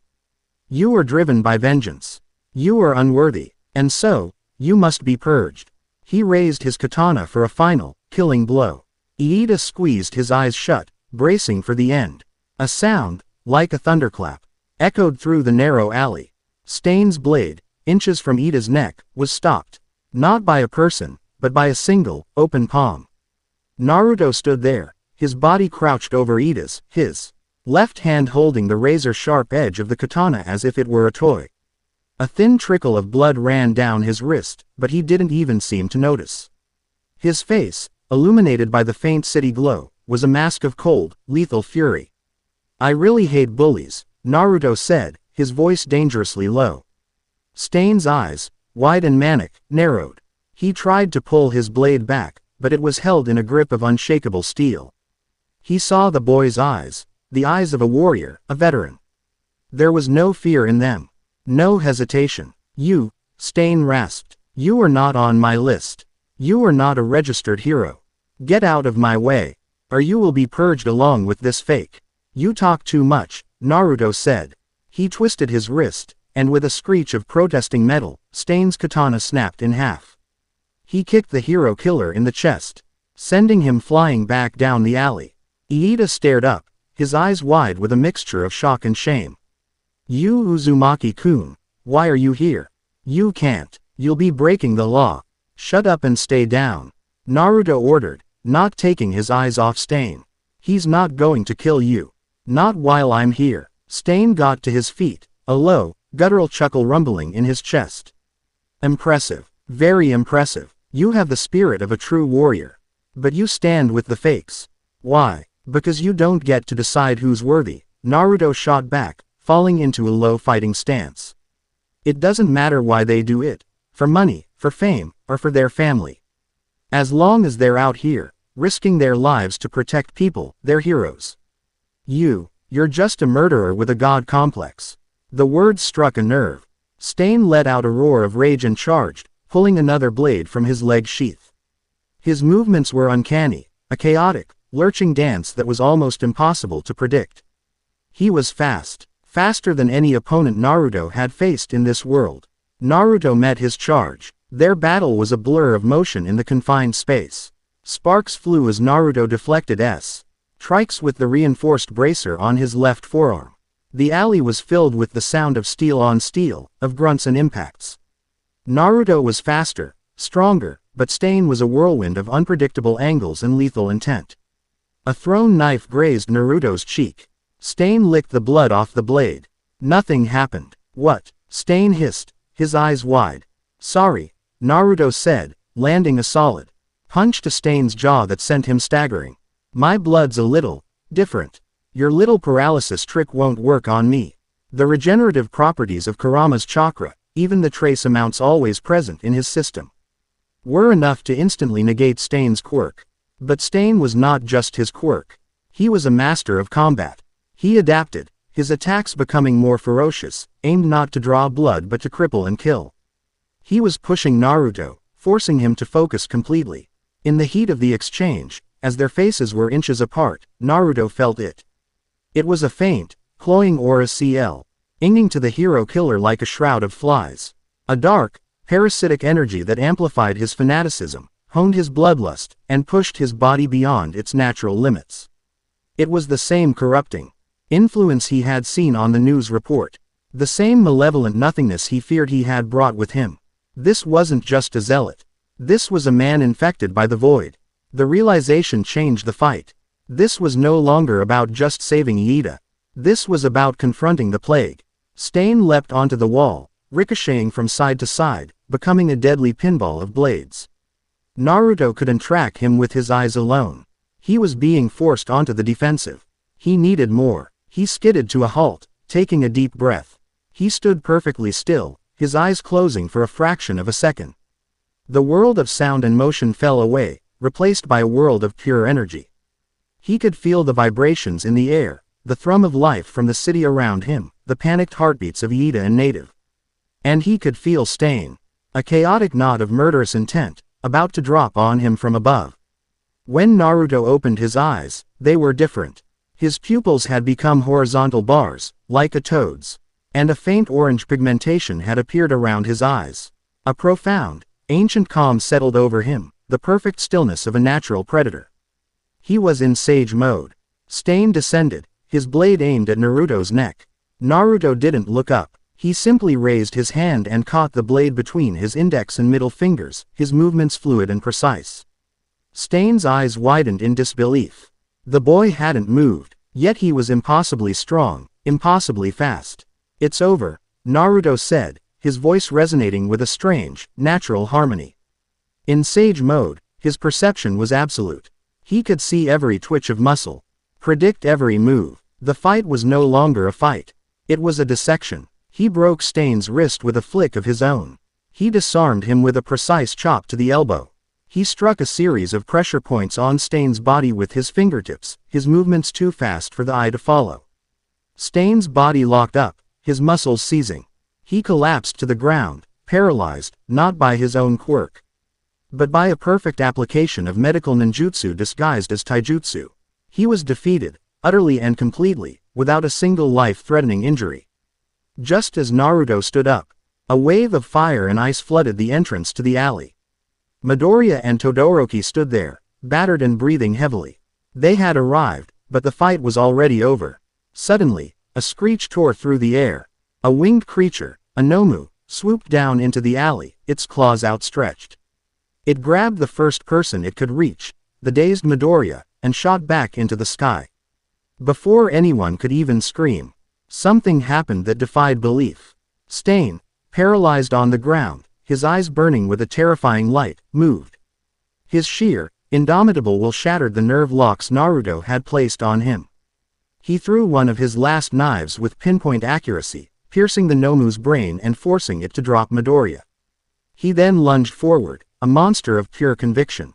This society, overrun by fakes, he rasped, his voice projecting with unnatural volume. A wave of pure, unadulterated killing intent washed over everyone, freezing heroes and villains alike. The only one I will allow to kill me is a true hero. All Might. And then he collapsed, unconscious. Naruto watched the scene, a grim expression on his face. He had seen that kind of will before. It was the same kind of will that drove men to change the world, or burn it to the ground. The sound of heavy, stomping footsteps approached. A wall of flame parted to reveal Endeavor, his face a mask of absolute fury. His eyes fell on his son, on the defeated hero killer, and on Naruto, standing in the middle of it all, his strange, sage-like eyes slowly fading back to their normal blue. Uzumaki, Endeavor growled, his voice low and shaking with rage. What have you done? The aftermath was a bureaucratic nightmare. As more pro-heroes and police arrived, the scene was cordoned off. Naruto, Todoroki, Iida, and Midoriya were taken into protective custody. Ochako and Momo, who had been interning with a hero agency nearby, arrived just as Naruto was being led away. They saw it all. The defeated hero killer, the dead Nomu. Their injured friends, and in the center of it all, Naruto, his clothes torn, his face bleeding, being escorted by stern-faced officials. He wasn't being treated like a hero who had saved the day. He was being treated like a criminal. He caught their eyes as he passed. He gave them a small, weary smile, a silent reassurance. But they could see the weight of his actions settling on his shoulders. Momo watched, her heart clenching. She saw the tactical brilliance in his victory, the sheer overwhelming power he had displayed. But more than that, she saw the control. He had defeated one of the most dangerous villains in the nation without killing him, without any significant collateral damage. He had acted with a precision and mercy that seemed utterly at odds with his immense power. Ochako saw something simpler. He had broken the rules. He had risked everything, not for glory or fame, but because his friend was in trouble. He had seen someone in need, and he had gone to help, consequences be damned. To her, there was nothing in the world more heroic than that. They both realized, in that same, silent moment, that the respect and admiration they felt for the strange boy from another world had blossomed into something deeper, something warmer and more complicated. It was a feeling that went beyond awe of his power. It was a genuine, profound affection for the person he was. And watching him being led away, they both felt the fierce, protective urge to stand by his side, no matter what came next. Chapter 4 End. Chapter 5. Infection Point. The room was cold, sterile, and smelled faintly of antiseptic. It was a government interrogation room, designed to be as soulless and intimidating as possible. Naruto sat at a plain metal table, his hands resting on its surface. He wasn't cuffed. They knew it would be a pointless gesture. Across from him sat Director Kido of the Hero Public Safety Commission. She was a woman carved from ice, her sharp suit an ever haircut matching the chilling precision in her eyes. Nezu sat in a specially provided high chair to her right, sipping tea from a delicate cup, a cheerful, furry counterpoint to the room's oppressive atmosphere. Endeavor stood against the far wall, a silent, smoldering volcano of resentment. "Let me be perfectly clear, Uzumaki," Kido began, her voice devoid of inflection. She slid a tablet across the table. It displayed a section of the legal code governing quirk usage by unlicensed individuals. "You violated the law. You engaged a villain without a license, resulting in significant public quirk usage. Under normal circumstances, you would be facing criminal charges and immediate incarceration in Tartarus." Naruto glanced at the tablet and pushed it back. "My friend was about to be murdered. The pro-hero on the scene was incapacitated. I acted. End of story. Your story is irrelevant," Kido stated coldly. "The law is the law. It is the bedrock upon which our society is built. It prevents chaos. It prevents vigilantism. It prevents people like you from appointing themselves judge, jury, and executioner." "The hero killer appointed himself," Naruto countered, his voice level. "I just appointed myself the person who was going to stop him from killing more people. If your laws prevent that, then your laws are wrong." A muscle twitched in Kido's jaw. Nezu placed his teacup down with a soft click. "Director, if I may," the principal interjected, his tone light and conversational. "While Naruto-kun's methods were unorthodox, the results are undeniable. He apprehended the hero killer, a threat that had eluded authorities for months, and was instrumental in stopping the Nomu attack in Hosu. He saved the lives of at least 3 students and 2 pro-heroes. Is the Committee on's official stance that they should have been left to die in the name of regulatory compliance?" Kido's icy gaze shifted to Nezu. "The Commission's stance is that we cannot have an unregistered, classifiable weapon operating with impunity on our streets. His actions, however well-intentioned, have set a dangerous precedent. He was under my direct supervision." Endeavor's voice boomed from the corner, startling everyone. He stepped forward, his expression a thunderous scowl. "I was present. He acted against my orders, yes. But the situation was anomalous. The boy's judgment, while reckless, proved to be correct. I will take full responsibility for the incident. Naruto stared at the number 2 hero, genuinely shocked. He had expected Endeavor to throw him to the wolves. Instead, he was covering for him. It wasn't an act of kindness. Naruto could see the cold calculation in the man's eyes. Endeavor was a man obsessed with results and reputation. Admitting he had lost control of High's intern and that said intern had then single-handedly resolved a crisis was a blow to his pride he was unwilling to accept. It was better to claim it was all part of a messy, but ultimately successful, operation under his command. It was a lie born of pure ego, but it was a lie that protected Naruto. Kido was clearly taken aback. With the number 2 hero officially taking responsibility, her legal leverage crumbled. She couldn't prosecute Naruto without indicting Endeavor, a political and public relations disaster. Very well, she said, her voice tight with restrained fury. The official rep. Ord will state that Uzumaki acted under the provisional authority of the Endeavor Agency. But be warned, she leaned forward, her eyes locking onto Naruto's, you are on the thinnest of ice. The entire world is watching you now. The next time you step out of line, no amount of political maneuvering will save you from me. She stood, smoothed down her suit, and strode out of the room, her footsteps echoing with silent threat. Nezu hopped off his chair. Well, that went better than expected. A testament to the power of a well-managed narrative, wouldn't you say? Let's go home, Naruto-kun. I belly. Eve Cook-san is making katsudon for dinner. As they walked out, Naruto glanced back at Endeavor, who was still standing by the wall, wreathed in his own simmering heat.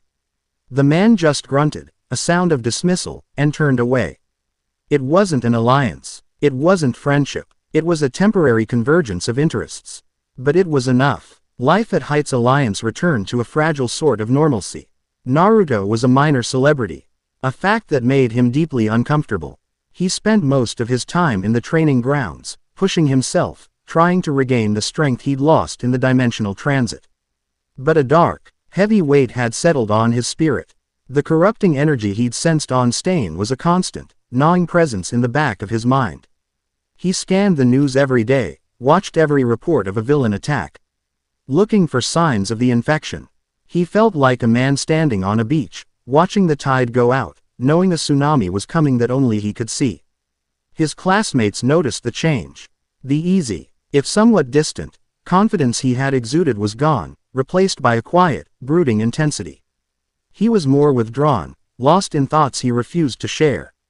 Oh, Ochako tried to break through his shell first.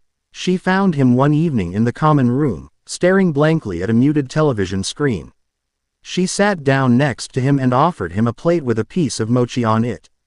You haven't been eating much, she said softly. I thought maybe you'd like this.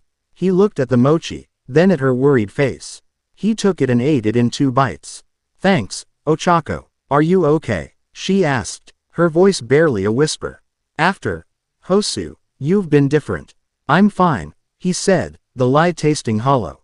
Just thinking. Well, if you ever want to, not think, just let me know, she said. Offering a small, hopeful smile. We could watch a movie. Or I could float you around the room. Iida says it's surprisingly relaxing, once you get past the nausea. He managed a faint smile. I'll keep that in mind. The next day, Momo found him in the gym, going through a taijutsu kata with a fluid, deadly grace. He moved with a heavy heart, his motions lacking their usual crispness.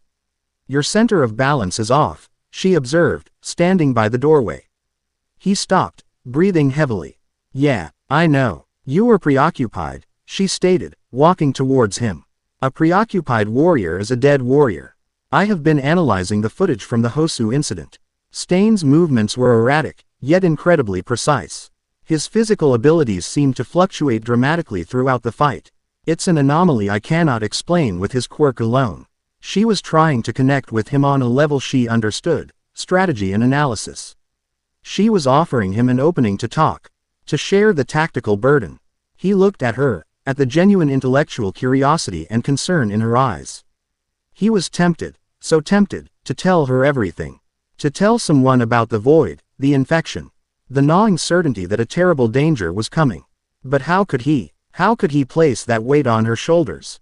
On anyone's. It was his burden, His mistake. He had brought this plague here. He had to be the one to deal with it. He was just a fanatic, Naruto said, turning away. Fanatics are always unpredictable. Momo's shoulders slumped slightly. She had been rebuffed, but she didn't leave.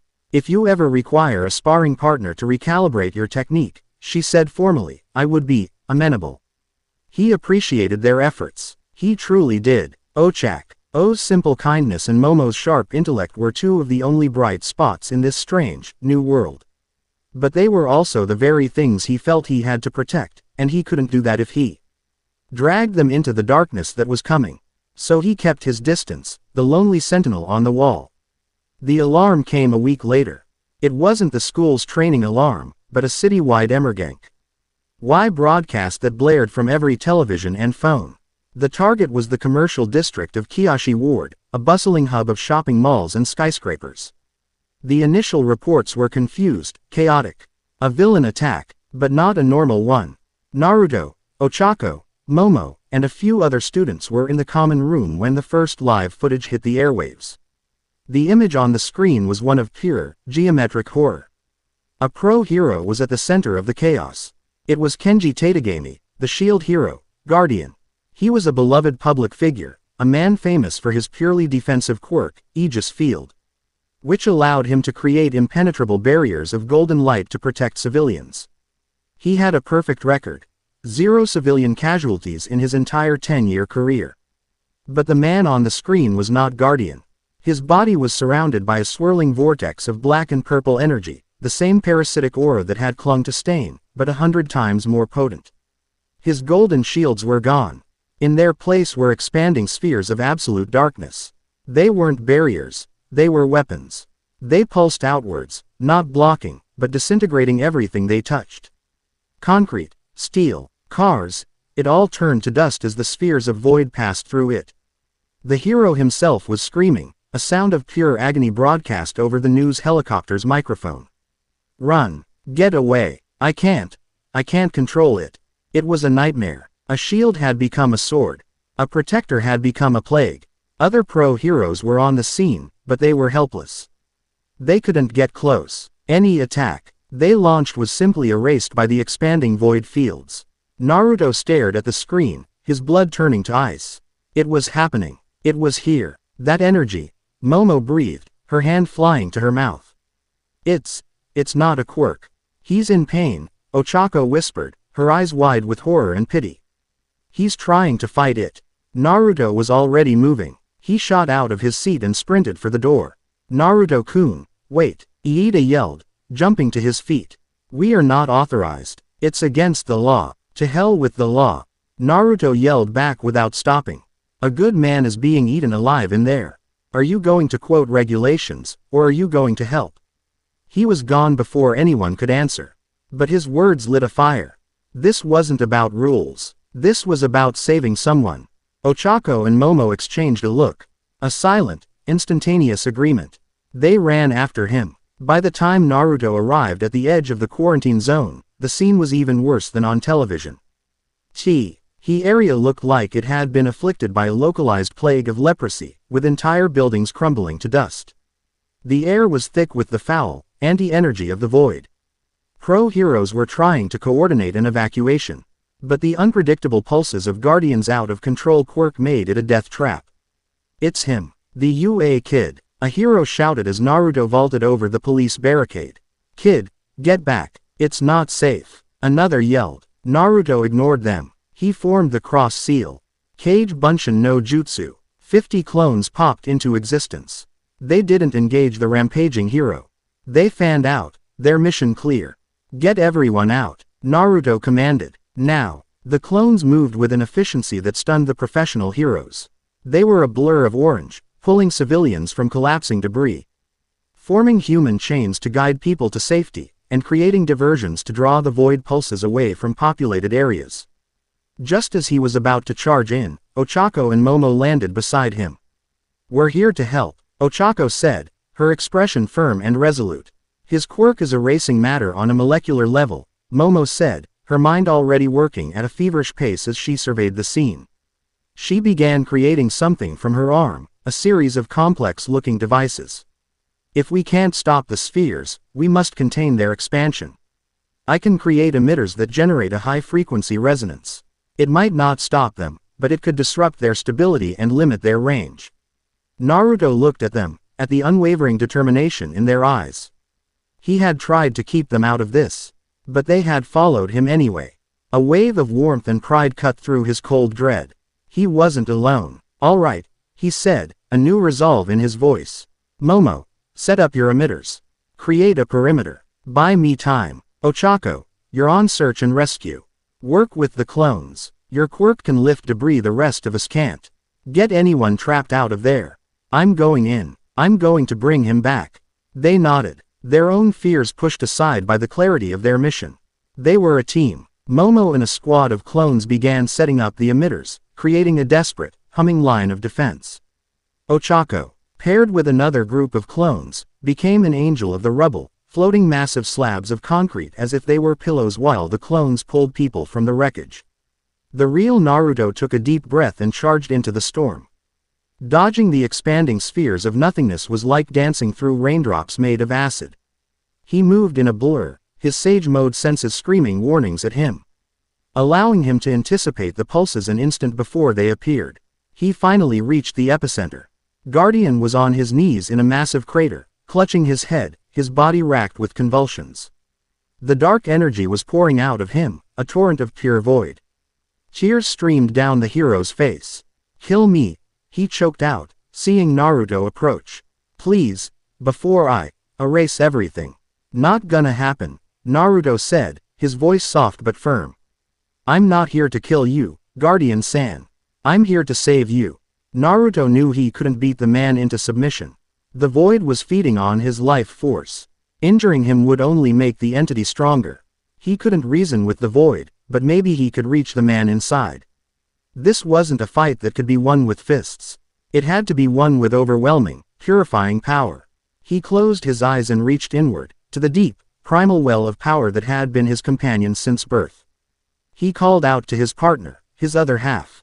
"Kurama, I need you." A voice, ancient and rumbling like an earthquake, answered in his mind. "Took you long enough, Kit. Let's show these amateurs what a real Biju looks like." An inferno of golden energy erupted from Naruto's body. It wasn't the natural energy of Sage Mode. This was raw, untamed, and unbelievably powerful. A cloak of brilliant, fiery chakra enveloped him, forming a flowing coat with swirling Magatama patterns. His features sharpened, his whisker marks becoming thick and black. His pupils became red slits. Kurama Chakra Mode. The sheer pressure of his transformation pushed back against the void, the golden light of life clashing with the absolute darkness of uncreation. The two energies met with a soundless scream that shattered the windows of the remaining buildings.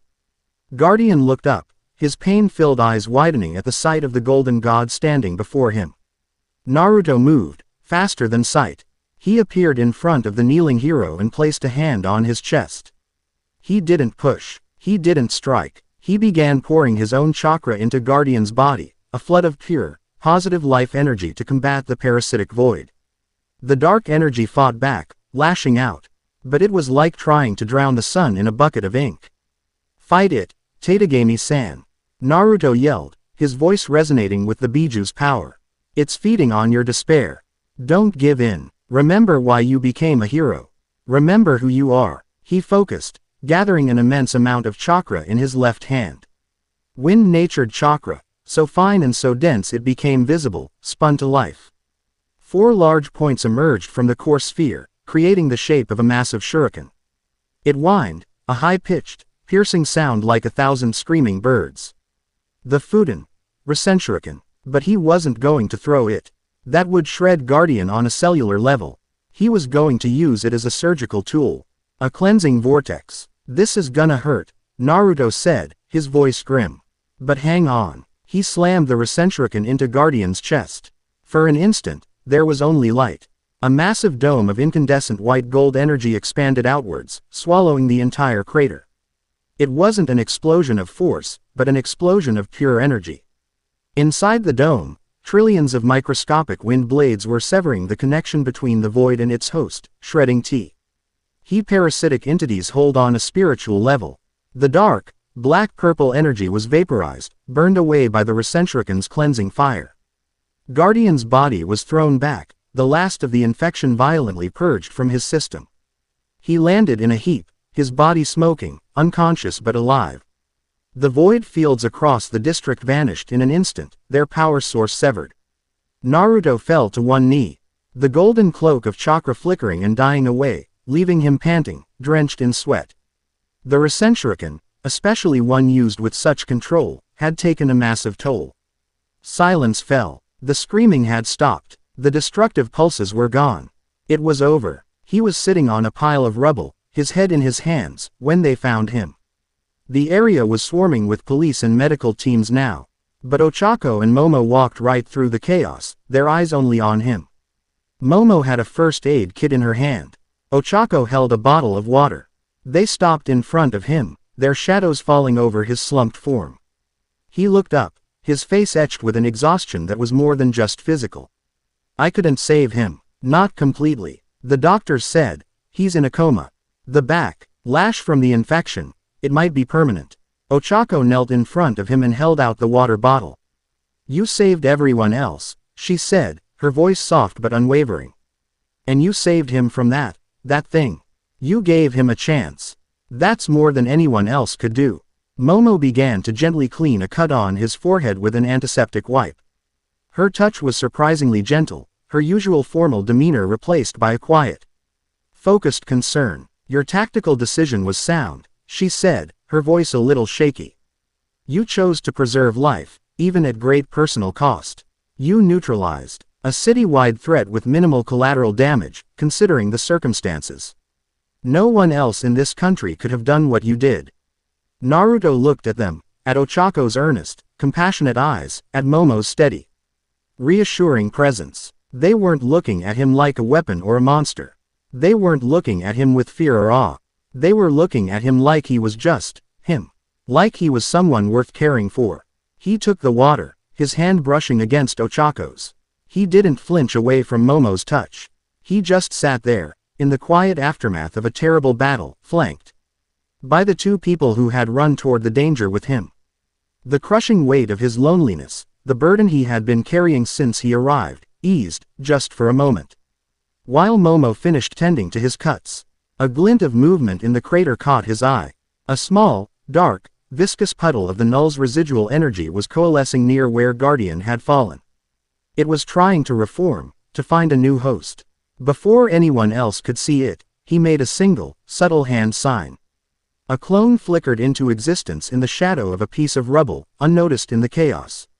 It scooped the dark substance into a small, empty sample vial it had swiped from a medical kit, and then dispelled. The vial appeared in Naruto's pocket with a soft puff of smoke. He had his proof. Late that night, he stood in Nezu's office. The city lights twinkled below, a sea of peaceful stars that had been on the verge of being extinguished. Naruto placed the vial on the principal's desk.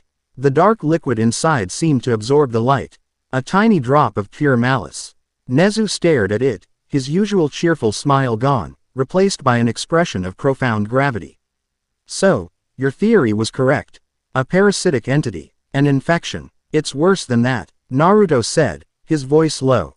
I've felt this energy before. A long time ago. It's the echo of a being that could devour worlds. I thought she was sealed away for good. He looked out the window, at the world he had inadvertently endangered.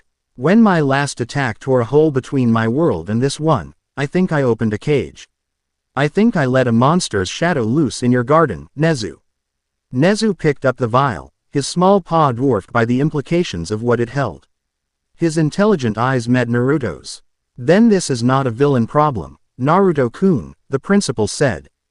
His voice dangerously quiet. This is an extinction-level event. He paused, his gaze hardening with a resolve that mirrored Naruto's own. And it seems you are the only one who knows the enemy. Chapter 5 End. Chapter 6. A Game of Shadows. The hero who had saved Kiyoshi Ward was not celebrated. There were no parades, no triumphant interviews. Instead, a wall of silence descended, thicker and more imposing than any of Guardian's shields. The official story, spun with the cold, meticulous precision of the Hero Public Safety Commission, was that a coordinated hero team-up, led by Endeavor, had successfully contained a catastrophic quirk malfunction. The footage of the golden, nine-tailed beast of a man was classified. The images of the lone boy charging into a storm of molecular disintegration were buried. Naruto Uzumaki, the typhoon titan of the sports festival, was erased from the narrative, becoming a state secret once more. But secrets have a way of festering.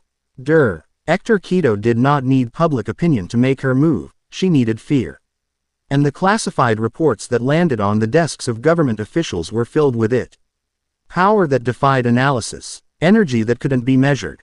A single individual who could single-handedly resolve a threat that had neutralized dozens of pro-heroes.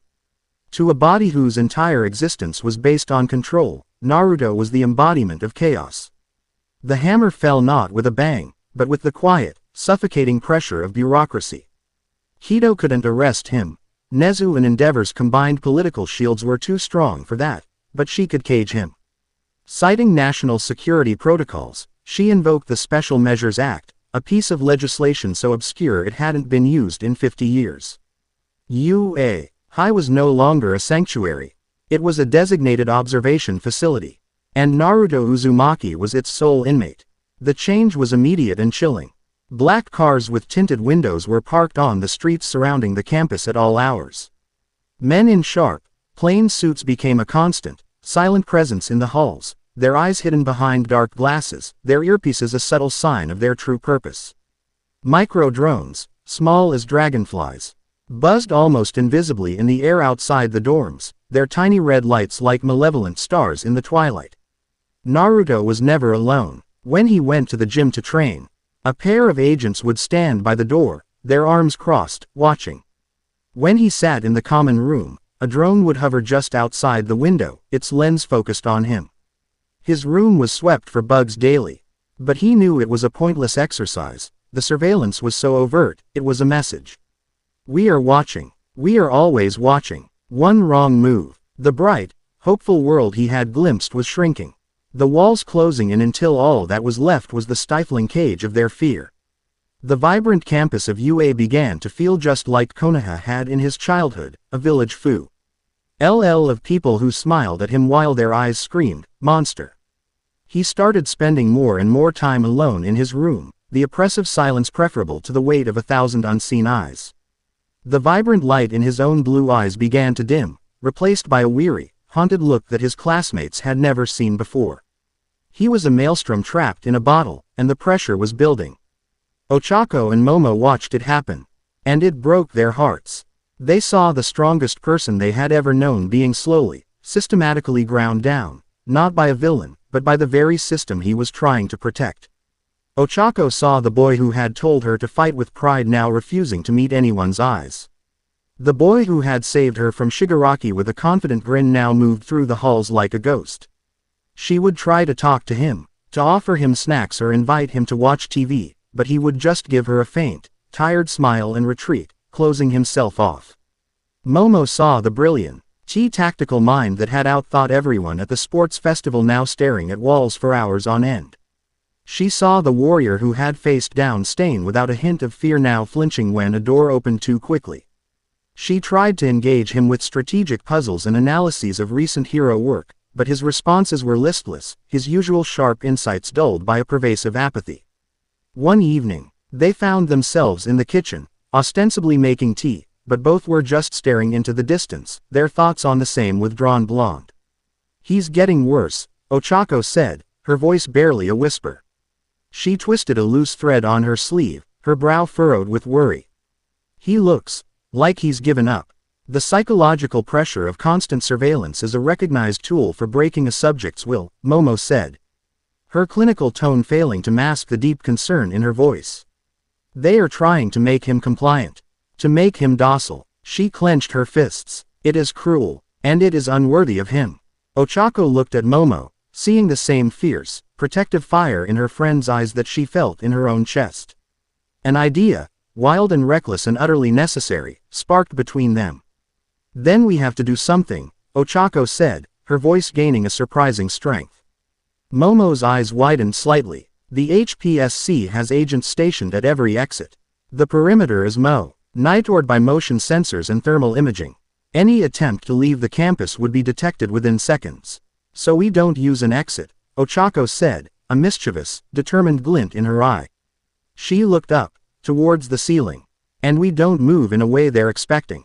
Momo followed her gaze. A slow, brilliant smile spread across her face. Uraraka-san, she said, her voice filled with a newfound excitement. That is the most wonderfully illogical and strategically brilliant idea I have heard all week. Their plan was executed with the precision of a special forces operation and the giddy thrill of a schoolyard prank.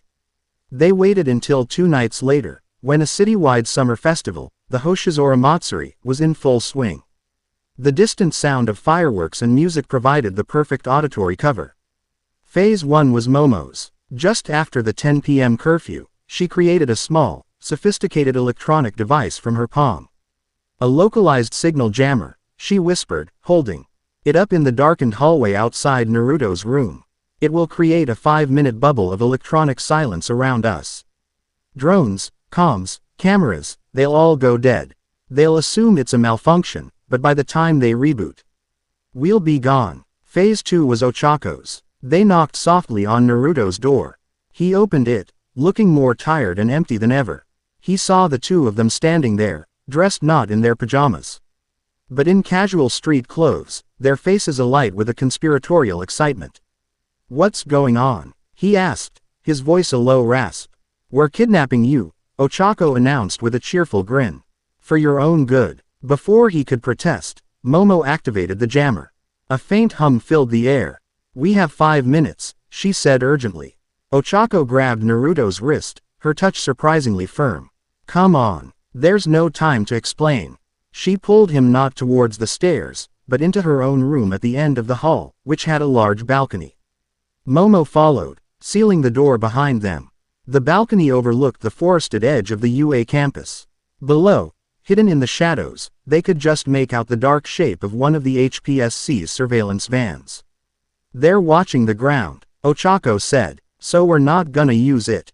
She took a deep breath and touched her own chest, then Momo's, then a bewildered Naruto's. A faint pink aura surrounded them. The familiar, disorienting sensation of weightlessness washed over Naruto. His feet lifted from the cold stone of the balcony. "Hold on tight," Ochako whispered. With a gentle push off the railing, three of them began to float silently upwards, into the dark, star-dusted sky. They rose above the dorm, above the trees, a silent, impossible escape. Below, the agents and their technology were calm, completely blind to the trio sailing over their heads, hidden by the darkness and the electronic chaos of Momo's device. They floated over the campus wall, a silent, breathtaking journey. Once they were clear, Ochako expertly guided them down into a quiet, deserted park a few blocks away. The moment their feet touched the grass, she released her quirk. Gravity returned with a jarring thud. The jammer in Momo's hand beeped and went silent. 5 minutes, she said, a triumphant smile on her face. They'll be searching the dorm now. It will take them at least an hour to realize we've left the campus entirely and expand their search grid. We are, for the moment, free. Naruto stared at them, his mind struggling to catch up. He had been so immersed in his own bleak prison that the idea of a simple, audacious escape had never even occurred to him. He looked at Ochako's bright, determined face and Momo's proud, intelligent smile. They had done this for him. They had risked getting into serious trouble, not for a mission. Not for glory, but just, for him. A feeling he hadn't felt in weeks, maybe years, began to bubble up in his chest. A flicker of warmth, a spark of hope. "Where are we going?" he asked, his voice still hoarse. Ochako grinned and pointed towards the glowing lights and distant music of the festival. "We're going to have some fun." The Hoshizora Matsuri was a chaotic, beautiful explosion of life. The streets were thronged with people, the air thick with the smell of grilled squid, sweet cotton candy, and summer rain. Paper lanterns cast a warm, golden glow on the laughing faces in the crowd. And the sound of taiko drums provided a rhythmic heartbeat to the celebration. For Naruto, it was a sensory overload. After weeks of sterile silence and watchful eyes, the sheer, unrestrained joy of the festival was overwhelming. He found himself sticking close to Ochako and Momo, a silent anchor in the swirling sea of people. They didn't treat him like a patient or a project. They treated him like a friend. They dragged him from stall to stall, their excitement infectious. Ochako, with her boundless enthusiasm, wanted to try everything. She bought a bag of takoyaki and insisted they all share, feeding one to a hesitant Naruto, laughing when he burned his tongue. Momo, ever analytical, was fascinated by the craftsmanship of the stalls. She pointed out the intricate designs on the yukatas, explained the history behind the traditional masks, and debated the optimal trajectory for the water balloon yo-yos. They arrived at a shooting gallery, a classic carnival game with rows of cheap prizes. A group of local toughs were trying and failing, their machismo evaporating with every missed shot. "You should try, Naruto-kun," Ochako urged, pointing at a large, plush fox that looked suspiciously like a simplified Kurama. Naruto looked at the cork gun, then at the target. It was a laughable distance for a trained shinobi. He picked up the gun, feeling its poor balance, its crooked sights. He closed one eye, made a near imperceptible adjustment for windage, and fired. Thwack! The cork hit the target dead center. A prize fell. He fired again, and again. He didn't miss. He cleared the entire wall in under a minute, his movements economical and precise. The stall owner stared at him, his jaw hanging open, while the toughs from before slunk away in humiliated silence. Naruto turned, a mountain of cheap plush toys in his arms, and unceremoniously dumped them onto Ochako and Momo, who shrieked with laughter. He found himself smiling, a small, genuine smile that actually reached his eyes. They played more games. At the ring toss, he used a subtle flick of chakra to guide the flimsy plastic rings perfectly over the bottlenecks of glass bottles. He won them goldfish in tiny plastic bags, which Momo immediately began formulating a plan to house in a proper, self-filtering aquarium she would create. For a few precious hours, he wasn't a weapon. He wasn't a monster. He wasn't a state secret. He was just Naruto, a boy at a festival with his friends. The weight on his shoulders lifted, replaced by the ridiculous, wonderful burden of a giant stuffed fox. As the fireworks began to paint the sky in bursts of chrysanthemum and willow, they found a quiet spot on the grassy bank of a river, away from the thickest crowds. They sat together, watching the explo. Cyans of color reflect in the dark water. The frantic energy of the festival gave way to a comfortable, peaceful silence. "I haven't done this in a long time," Naruto said, his voice quiet. "A festival. I think the last one was before." He trailed off, the memories of the war a stark contrast to the beauty of the moment. "Is this what it was like?" Ochako asked softly, her head tilted. "Your world, sometimes," he admitted, "in the brief moments between the wars. It was a lot harder. We lost a lot of people. But we fought so that we could have nights like this. So that kids wouldn't have to grow up like I did." He looked at them, his expression vulnerable in the flashing light of the fireworks. "You guys, you live in the world we were trying to build." Momo, who had been watching him with a gentle, analytical gaze, finally spoke. "You carry a great deal of responsibility, Uzumaki-san. You hold yourself accountable for things that are far beyond your control." "Some things are my fault," he said, his voice dropping. He looked down at his hands. "The thing that infected Guardian, that hero killer, I think I brought it here. I think when the hole between our worlds opened, a shadow slipped through with me. And now it's poisoning your world. And I don't know how to stop it." He finally said it, the secret that had been eating him alive. He expected them to recoil, to be scared. Instead, Ochako moved closer, her shoulder brushing against his. "So we'll stop it together," she said, her voice filled with a simple, unshakable conviction. "You're not alone in this, Naruto. Not anymore." "She is correct," Momo added, placing a hand on his other side. "You are the one with the knowledge of this enemy, but we are not helpless. I can analyze it, find its weaknesses. Uraraka-san possesses a unique quirk that defies conventional physics. We are a team. Your burden is our burden now." Naruto looked from Ochako's warm, determined face to Momo's fierce, intelligent eyes. They weren't just offering comfort. They were offering an alliance. A partnership. They saw the monster he was fighting, and instead of running, they stepped forward to stand beside him. In that moment, under the fleeting Beautiful light of the fireworks, something shifted. The bond of friendship, forged in battle and respect, deepened into something more profound. It was a feeling of homecoming. He looked at the two girls who had risked everything just to give him one night of peace, who were now offering to share the weight of his entire world, and he felt a surge of emotion so powerful it almost brought him to his knees. It wasn't just gratitude, it was love, a fierce, protective, and overwhelming love. He didn't know what the protocol was for this. He didn't have any grand, romantic words. So he just did what felt right. He leaned forward and gently rested his forehead against Ochako's. Then he turned and did the same to Momo. It was an intimate, shinobi gesture of absolute trust and shared spirit. "Thank you," he whispered, his voice thick with emotion. They didn't need any other words. They stayed like that for a long moment, a silent trio against the world, their shoulders touching. Finding strength in each other's presence as the last of the fireworks faded, leaving them in the soft, quiet light of the paper lanterns. The night was ending, and they knew the cage was waiting for them. But for the first time, Naruto didn't feel like he was returning to a prison. He was returning to a fight, with his allies by his side. Chapter 6 End. Chapter 7. The Tartarus Breach. Deep beneath the churning, storm-tossed sea, in the bowels of the most secure prison ever conceived, a monster dreamt of freedom. Tartarus was a masterpiece of sterile containment, a concrete and steel tomb ere the world's most dangerous souls were left to rot in absolute silence, their quirks suppressed, their minds left to unravel in the crushing solitude. In its deepest, most secure cell, designated Sheol, All for One existed as a ruined god on a life support throne. His body was a wreck of scar tissue, his face a horrifying mask of mangled flesh, but his mind, his impossibly vast and ancient mind, was as sharp and as malevolent as ever. He had been patient. He had centuries of experience in the art of waiting. He had plans within plans, contingencies for every possibility.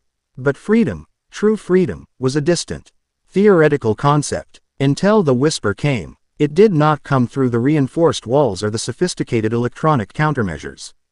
It came from within, a subtle, insidious thought that was not his own, blooming in the dark, silent spaces of his consciousness. Such a powerful will, trapped in a cage of flesh and steel. All for one's mind, a fortress that had with Sto. Od the psychic assaults of 100 different quirks, focused on the intrusion. It felt old, older than him, and hungry. "Who are you?" he projected, not with his voice, but with the sheer force of his intellect. "A fellow prisoner," the voice whispered back, its tone a chilling symphony of a billion dying stars. "I, too, was sealed away. But I am a key. And you are the perfect door." The presence grew stronger, a tangible stain of cold spreading through his cell. It was the energy Naruto had felt clinging to Stain, the same parasitic void that had consumed Guardian, but this was its purest, most concentrated form. It was a sentient abyss, and it had found the biggest, emptiest vessel in this world to fill.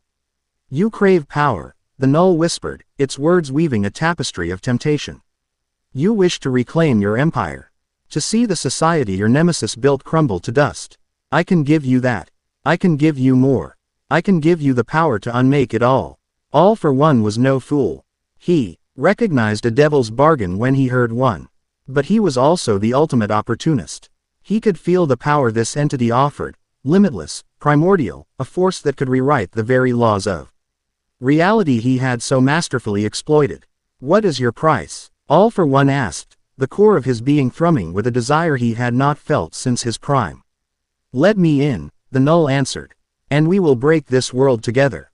In the silent, sterile darkness of his cell, the faceless monster that was All for One did something he had not done in years. He smiled. A wave of pure, unadulterated malice washed over Japan. It was not a physical tremor, but a psychic scream so potent it rattled the very soul of the world. Most people felt it as a sudden, inexplicable chill, a fleeting moment of primal fear that made the hairs on their arms stand up. But to a censor, it was an apocalypse. In his room at Heights Alliance, Naruto dropped the book he was reading. His head snapped up, his eyes wide with a dawning horror. He felt it, a malevolent chakra. No, not chakra, something far emptier and more horrifying, erupting like a black geyser from a single point on the globe.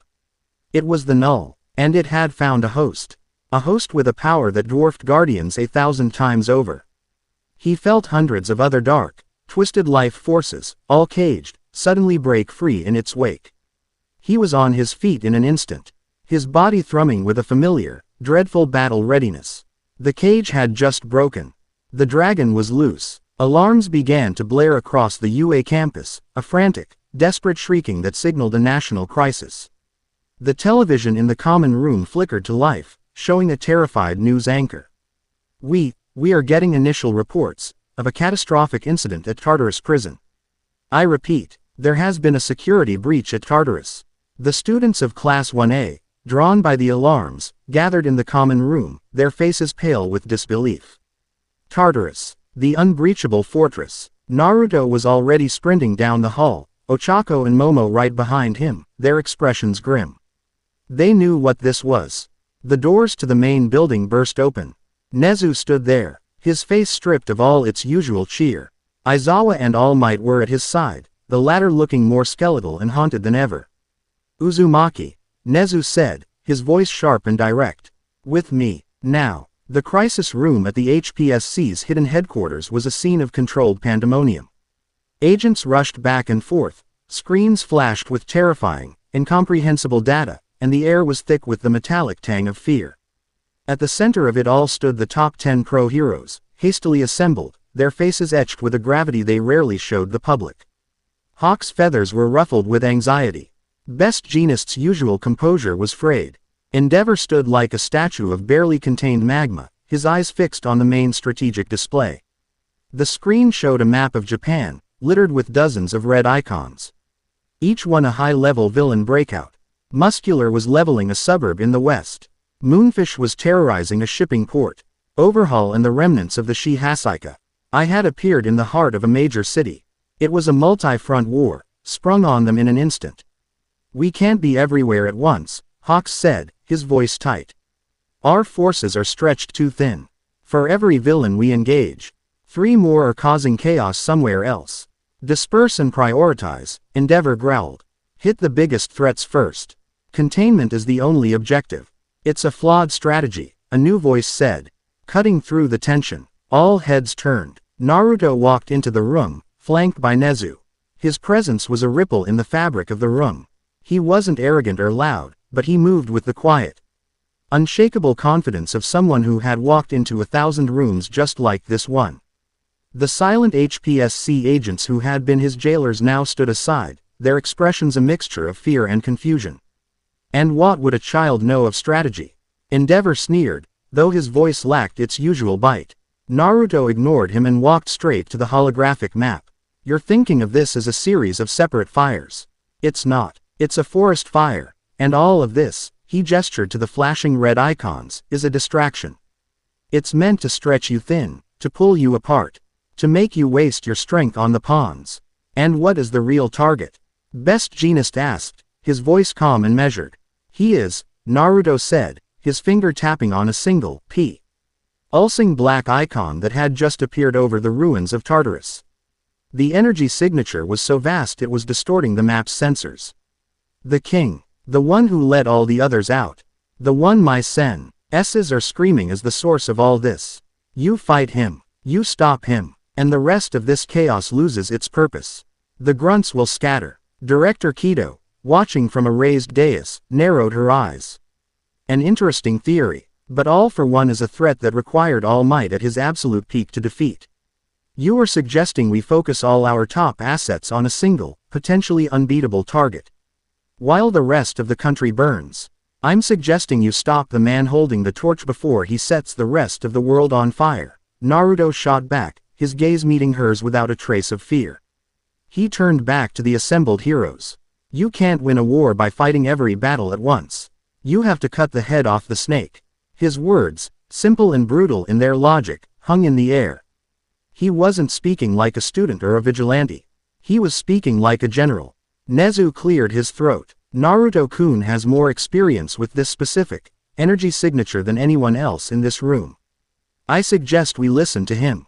Endeavor stared at Naruto, then at the map. He hated it. He hated the boy's confidence, hated that his logic was sound, hated that he was being upstaged in his own arena. But he was also a man who understood power, and the sheer scale of the threat on that map was beyond anything he had ever faced. Pride was a luxury they could no longer afford. Fine, Endeavor growled. We go for the head. What's your plan, boy? Naruto didn't hesitate. I need clones. A lot of them. They'll be our eyes and ears. They'll scout the grunts, positions, coordinate civilian evacuations, and relay real-time intel. They're faster than any drone and smarter than any satellite. He turned to a stunned HPSC communications officer. Give me a headset link to all hero teams. I'm going to run command. He then looked at the heroes. Hawks, you're the fastest. You'll be my rapid response. You'll handle any villains the clones can't pin down and protect evacuation routes. Best Genist, your quirk is the best for crowd control and non-lethal capture. You'll lead the containment of the smaller breakout groups once the head is dealt with. Edgeshot, Mirko, you're with me, Endeavor, and All Might. We're the strike team. We're going for the king. He was giving orders to the top 10 pro heroes. And the most terrifying part was, none of them argued. The clarity and confidence of his plan were an anchor in the storm of chaos. They had a direction. They had a leader. In a quiet corner of the bustling command center, Momo and Ochako stood before a smaller holographic display. A direct feed from Naruto's command channel. Naruto had insisted they be brought in. Momo. His voice crackled over their headsets, calm amidst the storm. The clones are sending you live data. I need you to be my strategist. Analyze their reports. Find patterns. Predict the villains' movements. Create any support gear the hero teams need and have it ready for Hawks to deliver. You're my eyes. Understood, Momo said, her knuckles white as she gripped the console. Her mind was already racing, processing the flood of information. Ochako, Naruto continued, his voice softer for a moment. I'm putting you in charge of the student-led SAR teams. Iida, Kirishima, Tsuyu, they'll follow your lead. The pros will be fighting. You will be saving. Get every civilian you can find out of the hot zones. Your quirk is perfect for clearing rubble and moving injured people. You're our heart. Don't engage. Just save. Can you do that? Yes, Ochako said, her voice filled with a fierce determination. We won't let you down. He had given them their roles. He trusted them. They were part of this, not because they were his friends, but because they were competent and he needed them. It was the highest compliment he could possibly pay. The strike team arrived at the ruins of Tartarus. The scene was apocalyptic. The entire upper structure of the prison had been vaporized, leaving a gaping, smoldering maw leading down into the depths. In the center of the crater stood a figure. It was all for one, but twisted, corrupted. He was no longer a broken man on a throne. He was tall and powerful. His body restored not by healing quirks, but by the raw, dark energy of the void that now wreathed him like a shroud. The black-purple tendrils of the null coiled around him, and his featureless face now held two burning, crimson eyes that radiated pure hatred. Toshinori, he said, his voice a layered, distorted sound that was both his own and the ancient whisper of the null. You've UGHT your little soldiers to witness the end of your pathetic era. All Might stepped forward, his body already beginning to bulk up into his hero form. All for one. What have you done? I have accepted a gift, the Void God answered. Raising a hand, several quirks activated at once. Rivets shot from his fingertips, air cannons blasted from his palms, and spears of bone erupted from his arms. The attacks were amplified, twisted. Their power magnified tenfold by the null's energy. Endeavor unleashed a torrent of flame, his prominence burn, a massive wave of white-hot fire that could melt steel. The void surrounding All for One simply ate it. The fire vanished into the darkness without a trace. Your little parlor tricks are useless against a god, All for One chuckled. The fight was a slaughter. Mirko's powerful kicks were caught and her leg was shattered with a touch. Edgeshot's incredible speed was useless against a foe who could warp the space around him. Endeavor was blasted back, by a kinetic force so powerful it cracked his ribs, even through his flames. All Might, in his weakened state, could barely hold his ground. This wasn't a battle, it was an execution. From his position, Naruto watched, his sage mode active, analyzing the flow of power. All for One wasn't just using quirks anymore. He was using the null's power to corrupt them, to erase them, to turn the hero's own strengths against them. They couldn't win. This world's power system had no answer for an enemy that could simply say, no, to their reality.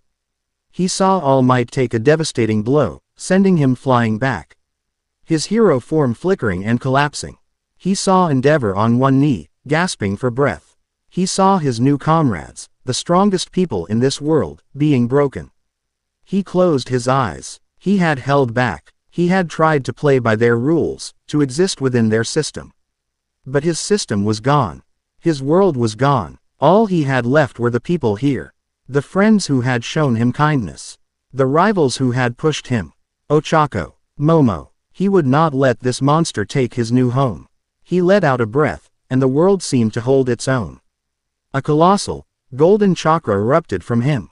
A pillar of light that shot into the heavens, so bright it was visible for miles. The sheer pressure of its release pushed back the oppressive aura of the null. So, a new voice said, layered over Naruto's, a deep, rumbling growl that was ancient and full of fangs. That's the thing that's been causing all this trouble. Doesn't look like much. All for One stopped his assault, turning his full attention to the source of the golden light. The other heroes, even the HPSC agents watching from their monitors miles away, stared in stunned, terrified silence. Naruto's body was encased in a shell of golden chakra. But it was growing, expanding. Bones of light formed a skeletal framework, then muscles of energy, then a skin of pure, golden fire. 9 massive tails whipped into existence behind him, each one the size of a skyscraper. A colossal fox head, with slitted red eyes and teeth like swords, roared at the heavens, a sound that shattered reality itself. The Kurama Avatar, a god of pure, benevolent destruction, had manifested on Earth. It towered over the battlefield, dwarfing the ruins of Tartarus, a golden sun of hope against the encroaching darkness. Inside the Avatar's head, Naruto stood, his arms crossed, his expression grim. Kurama's chakra flowed through him, a perfect fusion of man and beast. All for One stared up at the colossal being, a flicker of something, not fear, analytical curiosity, in his crimson eyes. Fascinating. A quirk of unimaginable scale. I must have it. Tendrils of pure void shot from his body, growing into massive, shadowy limbs that lashed out at the golden avatar. Let's dance. Kurama's voice rumbled through Naruto. Naruto moved. The avatar, for all its immense size, moved with a speed and grace that was impossible. It met the lashing tendrils with a golden fist, the impact creating a shockwave that flattened everything for a mile. The real fight had just begun. A clash of titans, a battle between a void that consumed and a sun that burned. With a broken world as their arena.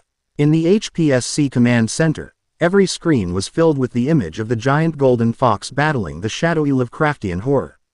The analysts were silent, their equipment unable to even process the energy readings.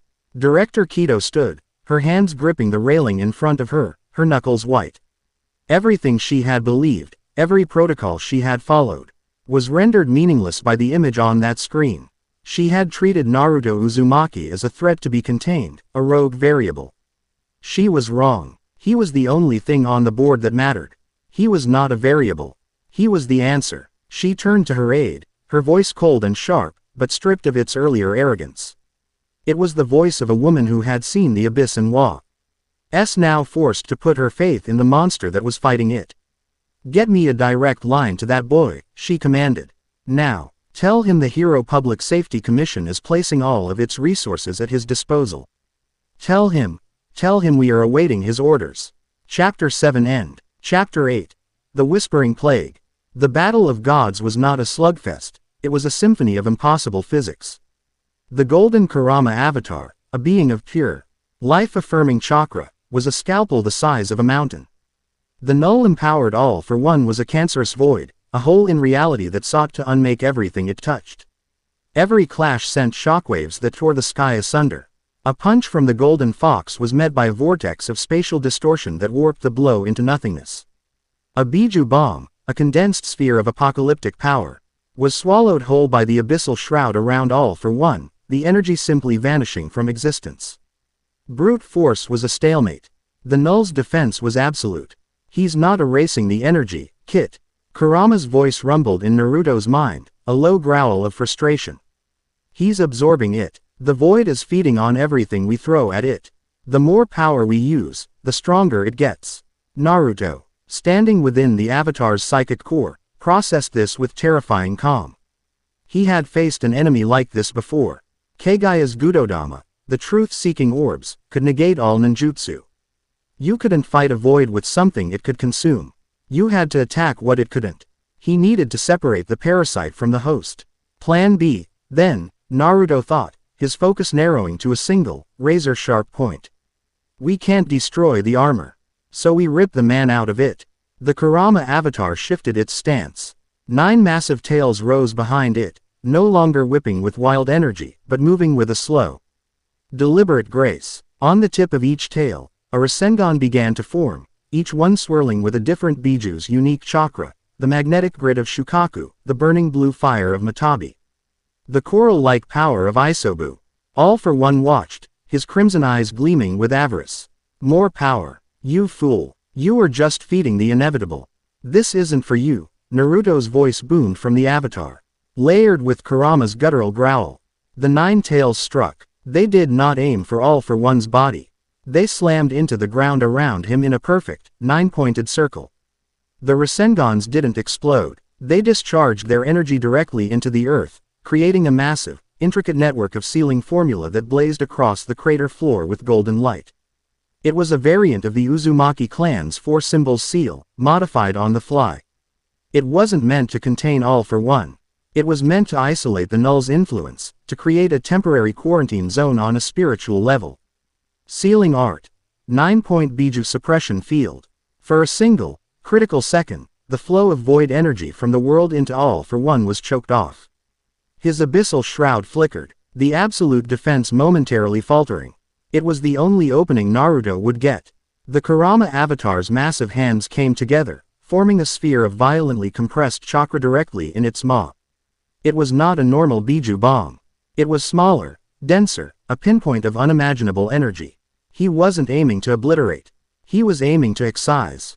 The beam of golden energy it fired was no thicker than a skyscraper. But it moved with the speed of light. It struck the faltering All for One dead center.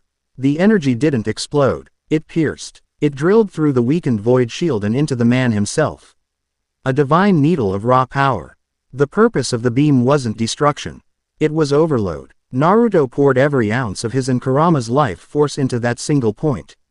A tsunami of positive energy designed to violently expel the negative, parasitic entity from its host.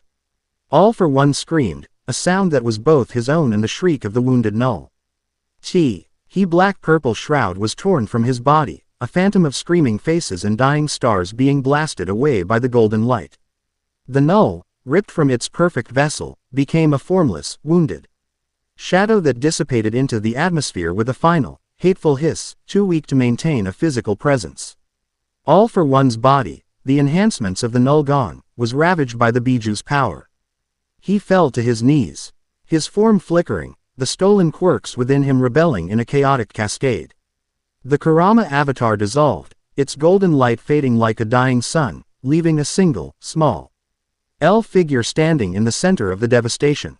Naruto swayed on his feet, blood trickling from his nose, his body screaming from the strain of maintaining the avatar and executing such a complex, two-pronged attack. He was running on empty. The assembled heroes stared, their minds unable to fully process what they had just witnessed. A battle of abstract concepts, of creation versus uncreation, had been won by a strategy so brilliant and a power so vast it defied their entire understanding of the world. Endeavor looked from the defeated All for One to the lone, panting boy. The burning jealousy in his heart was, for the first time, eclipsed by something else. A grudging, profound respect. All Might, in his skeletal form, watched with tears in his sunken eyes, a feeling of hope mixing with the humbling realization that the age of his power was truly, definitively over. A new kind of hero was here, and he operated on a level All Might could never dream of reaching. Before All for One could even attempt to recover, a cage of wooden pillars erupted from the ground, encasing him completely. It was the work of the veteran pro-hero Kamui Woods, acting on a pre-arranged signal. The battle was over. The crisis, it seemed, was averted. But Naruto knew better. He had won the battle, but the enemy, the true enemy, had just been set free upon the world. The aftermath was not a celebration. It was a global triage. The Tartarus breakout had shattered the illusion of safety that hero society had so carefully curated. Fear was a palpable thing on the streets, a miasma thicker than any villain's smoke quirk. Every news channel was a litany of destruction, a highlight reel of the nation's deepest fears brought to life. In the HPSC command center, which now operated with Naruto at its heart, the strategic map was still a sea of red. The head of the snake was gone, but the body was still thrashing, convulsing in its death throes. Muscular has been contained in Sector GAMMA7, Momo's voice was crisp and clear. A beacon of calm in the chaos. She stood before the main holographic display, coordinating the data streaming in from Naruto's thousands of clones. Hawks is en route to provide support for the team engaging overhaul in the city center. Casualties are minimal, all things considered. Good work, Momo, Naruto said, his voice raspy. He was sitting at a console, an IV drip of nutrient solution in his good arm, trying to force his body to recover. Ochako stood beside him, her hand resting gently on his shoulder, a silent, steady source of support. Director Kido approached them, her usual icy composure replaced by a weary pragmatism. The nation owes you a debt it can never repay, Uzumaki, she said, her voice flat. Your strategy worked. The remaining villains are scattered, disorganized. We can handle them now. This isn't over, Naruto said, his gaze fixed on the map. This was just the opening act. The null, the entity that was possessing him, it's free now. Wounded, but free. It's like a poison gas that's been released into the air. It's going to look for new hosts. As if on cue, a priority alert flashed on the screen. It wasn't from a major city. It was from a small, rural town in the mountains, a place with no significant hero presence. The report was from a local police officer, his voice cracking with panic. I don't understand. There's no villain. It's the people. Their quirks are going wild. A man who can heat up tea just melted a car. A woman who can make flowers grow is strangling the street with giant vines. They're screaming. They're terrified. It's like the whole town is having a nightmare at once. Naruto closed his eyes. It's starting. The Whispering Plague, as he had silently dubbed it, was beginning. The Null, too weak to possess another super-powered vessel like All for One, was resorting to a new tactic. It was spreading, thinning itself out, becoming a subtle infection. It wasn't targeting the strong anymore. It was targeting the weak, the fearful, the angry. It slipped into the cracks of society, finding ordinary people crippled by the fear of the breakout and amplifying their latent anxieties into full-blown quirk-fueled paranoia. A woman terrified of being robbed suddenly developed a defensive quirk that encased her entire house in impenetrable crystal, trapping her family inside. A man angry at his noisy neighbors found his minor vibration quirk amplified to the point where he was causing localized earthquakes. It was a subtler, more insidious chaos. It wasn't villains trying to destroy society. It was society devouring itself from within. The pro-heroes were completely unequipped to handle it. Their entire methodology was based on confronting and defeating villains. How do you fight a panicked grandmother whose telekinesis was now throwing cars around because she was scared of a shadow? How do you arrest a child whose crying was now manifesting as explosive sonic booms? We can't fight them, Ochako whispered, watching the horrifying reports flood in. They're not villains. They're victims. And that's the problem, Naruto said grimly. He stood up, pulling the IV from his arm. This isn't a mission for fighters anymore. It's a mission for saviors. He established a new protocol, relayed through the HPSC to every hero agency in the country. Lethal force was absolutely forbidden. The new primary objective was de-escalation and rescue. He dispatched teams led by heroes with non-combative quirks, heroes who could create illusions to calm people, heroes who could generate soothing pheromones, heroes who could nullify sound. It was a desperate, messy, and emotionally draining war, fought not in shattered cities, but in quiet suburbs and terrified homes. The pressure began to take its toll on everyone. The endless stream of reports, the impossible choices, the constant feeling of being one step behind a tide of madness, it was a heavy burden. The bright, confident halls of UA, and the sterile efficiency of the HPSC command center became places of quiet, weary resolve. The quiet moments were the only thing that kept them sane. Late one night, after a grueling 18-hour shift of coordinating crisis response, Naruto stood on the rooftop of the HPSC building, staring out at the wounded city. The physical fires had been put out, but he could feel the psychic ones still burning brightly below. He heard the door to the roof open behind him. Ochako and Momo walked out, each holding a cup of steaming tea. They didn't say anything. They just came and stood beside him, a silent, comforting presence against the cold night air. For a long time, the only sound was the distant wail of sirens. "I failed," Naruto said, his voice so quiet it was almost lost to the wind. "I beat him. I beat all for one. But I let the real monster go. Everything that's happening now, every person who gets hurt, every family that gets torn apart by this plague, it's because of me." The guilt was a physical thing, a crushing weight on his soul that was heavier than any physical blow he had ever taken. Ochako set her tea down and took his hand. Her palm was warm, her grip firm. "No," she said, her voice fierce. "You came to a world that was on fire and you fought the flames. What you did out there, saving All Might, stopping that monster, that was a miracle. You can't blame yourself for the embers that got away." "She's right," Momo said, her voice a soothing balm of logic and compassion. "You were operating with incomplete data against an unprecedented threat. No one could have predicted this outcome. Blaming yourself is a tactical error. It clouds your judgment. We need you to be clear. We need you to lead. You don't get it," he said, his voice cracking. He finally turned to face them. And in the faint light of the city, they could see the profound, soul-deep agony in his eyes. It was the look of a soldier who had seen too much war. "This isn't the first world I've almost destroyed." He finally broke. The walls he had kept up for so long, the walls of the competent commander, the mysterious powerhouse, the stoic warrior, they crumbled into dust. He told them everything. He told them about Konoha, about being an orphan, a Jinchuriki, a pariah hated for a power he never asked for. He told them about the nine-tailed fox, Kurama, how he had gone from hating the beast to seeing him as his closest friend. He told them about Team 7, about Sasuke and Sakura, about the bond that had defined his life and the rivalry that had nearly ended it. He told them about the fourth great ninja war, about fighting against the ghosts of legends, about watching his friends die. And he told them about Kagaya, the rabid goddess from another dimension, the progenitor of chakra, a being who consumed worlds. He told them how the null's energy felt like a twisted, cancerous echo of her power, a shadow she had cast across dimensions. The final fight, with Asuke. "We were supposed to be the saviors of the world," he said, his voice thick with unshed tears. "We were given the power of a god to stop her. And in the end, that same power is what ripped a hole in reality. It's what brought me here. It's what let the plague in. I didn't save my world just to become the plague of another." He slumped against the rooftop railing, the confession leaving him utterly exposed, utterly vulnerable. He was no god. He was just a boy from another world who had tried his best and feared he had only made things worse.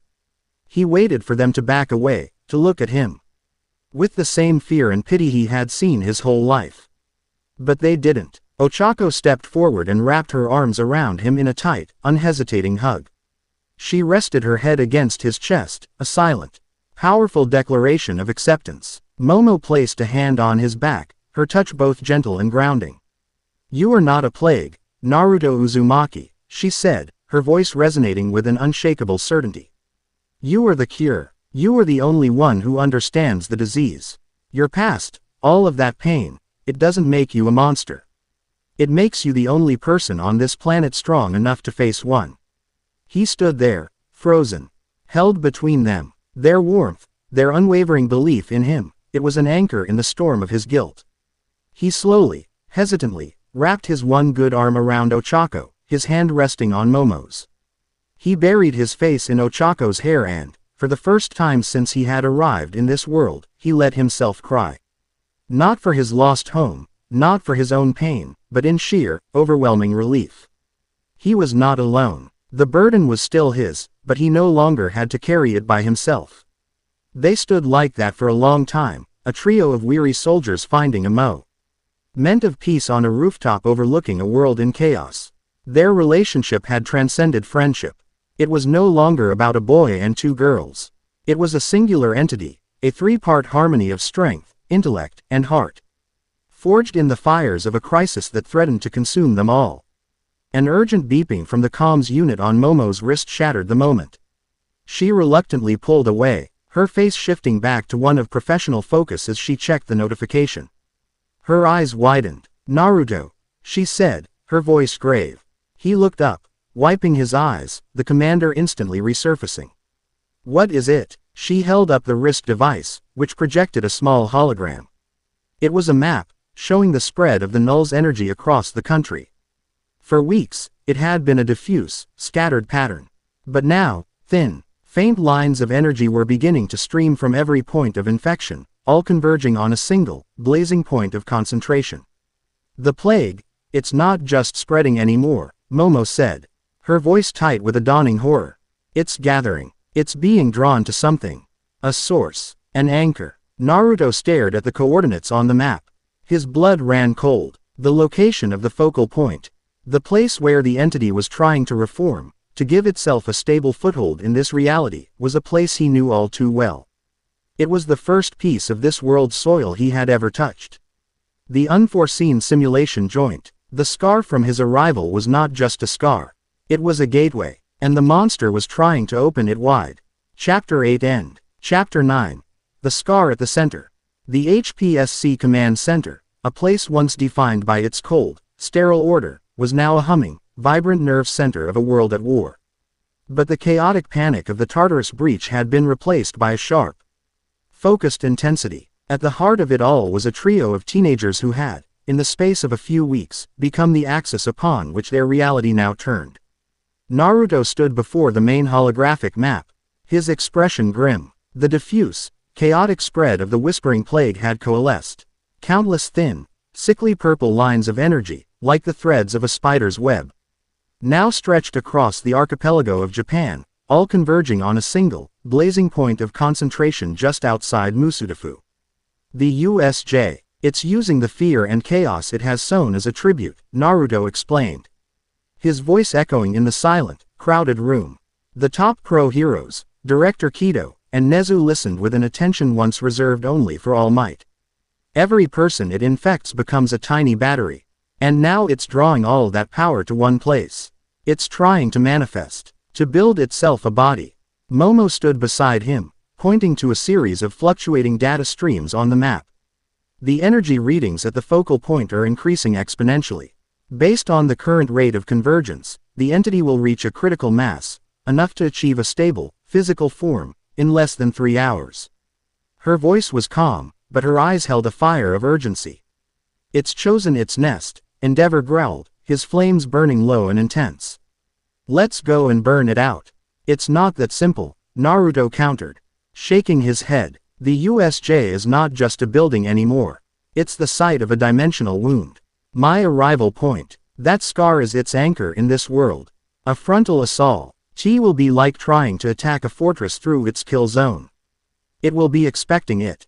So, what is the plan?" Director Kido asked, her pragmatism overriding any lingering pride. She was no longer giving orders. She was soliciting them. Naruto's gaze was fixed on the holographic model of the unforeseen simulation joint. His mind, forged in the crucible of war, saw not a building, but a battlefield. "A multi-pronged assault," he declared, his voice ringing with an authority that belied his age. "We hit it from 3 sides. First, the diversion. Endeavor, Hawks, Best Jeanist, and Mirko. You will form the primary assault team. Your objective is loud, overwhelming force. You will attack the main entrance with everything you have. Your goal is not to break in. Your goal is to draw its attention. Make it think you are the real threat." He turned to the student representatives, Iida and Kirishima, who stood ready, their faces pale but resolute. "Ochako will lead the SAR teams. The rest of the students, under the command of the UA staff, will form a secondary perimeter. You are not to engage. Your mission is containment. Anything that gets past the pro-heroes, corrupted villains, Nomu. Whatever it throws at us, you stop it from reaching the city. You are the wall. Finally, he looked at Momo and Ochako, who was now standing by his side. A silent understanding passed between the three of them. And the third prong, he said, his voice dropping slightly. The strike team. Me, Momo, and Ochako. While the null's attention is focused on Endeavor's assault, we go in quiet. Through the back. We won't fight the whole army. We'll cut through the chaos, straight to the heart. We're not there to win a battle. We're there to perform surgery. It was a classic shinobi strategy. A feint, a containment force. And a surgical strike team. It was risky. It put the three of them directly in the jaws of the beast. But it was also their only chance. No one argued. The plan was sound, the logic irrefutable. In that room, surrounded by the strongest and most powerful people in the nation, a silent consensus was reached. They were placing the fate of their world in the hands of a boy from another one. And the two girls who refused to leave his side. As the heroes began to move out, a frantic energy filling the room, Naruto, Ochako, and Momo shared a final, quiet moment. This is it, Ochako said, her voice a little shaky. But her eyes were firm. The tactical variables are extreme, Momo added, adjusting the utility belt she had already begun to fill with advanced support items. But the objective is clear. Naruto looked at them, a fierce, protective warmth spreading through his chest. He reached out, his one hand covering theirs where they rested on the console. I walked into this world alone. I'm not leaving it that way. Whatever happens in there, we face it together. Ochako squeezed his hand. Momo nodded, her expression resolute. For our home, Ochako whispered. For the future, Momo affirmed. Naruto simply smiled. For the first time, he felt he had both. The air around the unforeseen simulation joint was unnaturally cold. The massive, domed structure, once a symbol of cutting-edge hero training, now looked like a mausoleum. The sweeping glass panels were no longer transparent but were stained with a dark, oily, semi-translucent residue, like a window into a dying galaxy. Cracks spider-webbed across its surface, glowing faintly with the same sickly purple light as the plague. The entire area was unnervingly silent, the usual sounds of the city choked off by a heavy, oppressive atmosphere that smelled of ozone and decay. From a ridge overlooking the facility, the trio watched as the diversionary team took their positions. Ready? Naruto asked into his comms. Ready. Endeavor's voice crackled back, tight with anticipation. All right, Naruto said, his gaze fixed on the USJ's main gate. Light it up. The attack was instantaneous and utterly spectacular. Endeavor unleashed his ultimate move, a hellflame so massive and concentrated it became a searing white lance of sunfire. It struck the USJ's main entrance, and the resulting explosion was a miniature sun. A concussive roar that shook the very ground they stood on. The silent air was torn apart, and from within the USJ, a psychic shriek of rage and pain echoed in their minds. That was their cue. Go. While the pro-heroes began their relentless, flashy assault on the front, the three of them sprinted towards the rear of the facility, their movements silent and swift. They reached a maintenance hatch, which Naruto tore from its hinges with ease. They slipped inside, plunging into the corrupted heart of the beast. The interior was a nightmare. The familiar training zones were twisted into grotesque parodies of their former selves.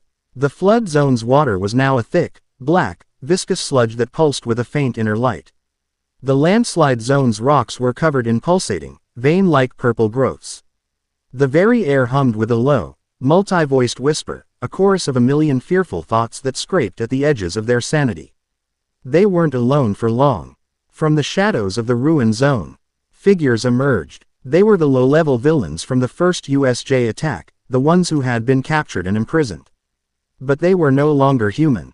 Their eyes were empty, glowing purple sockets. Their bodies contorting as their quirks manifested in uncontrolled, monstrous ways. A man who could stretch his fingers now had limbs like writhing tentacles. A woman, with a simple acid spit quirk was now leaking corrosive slime from every pore. They were puppets, mindless husks animated by the null's will. They're just obstacles, Naruto said, his voice cold and hard. Don't hesitate. They became a whirlwind of perfect synergy. Three ahead, enhanced strength quirks.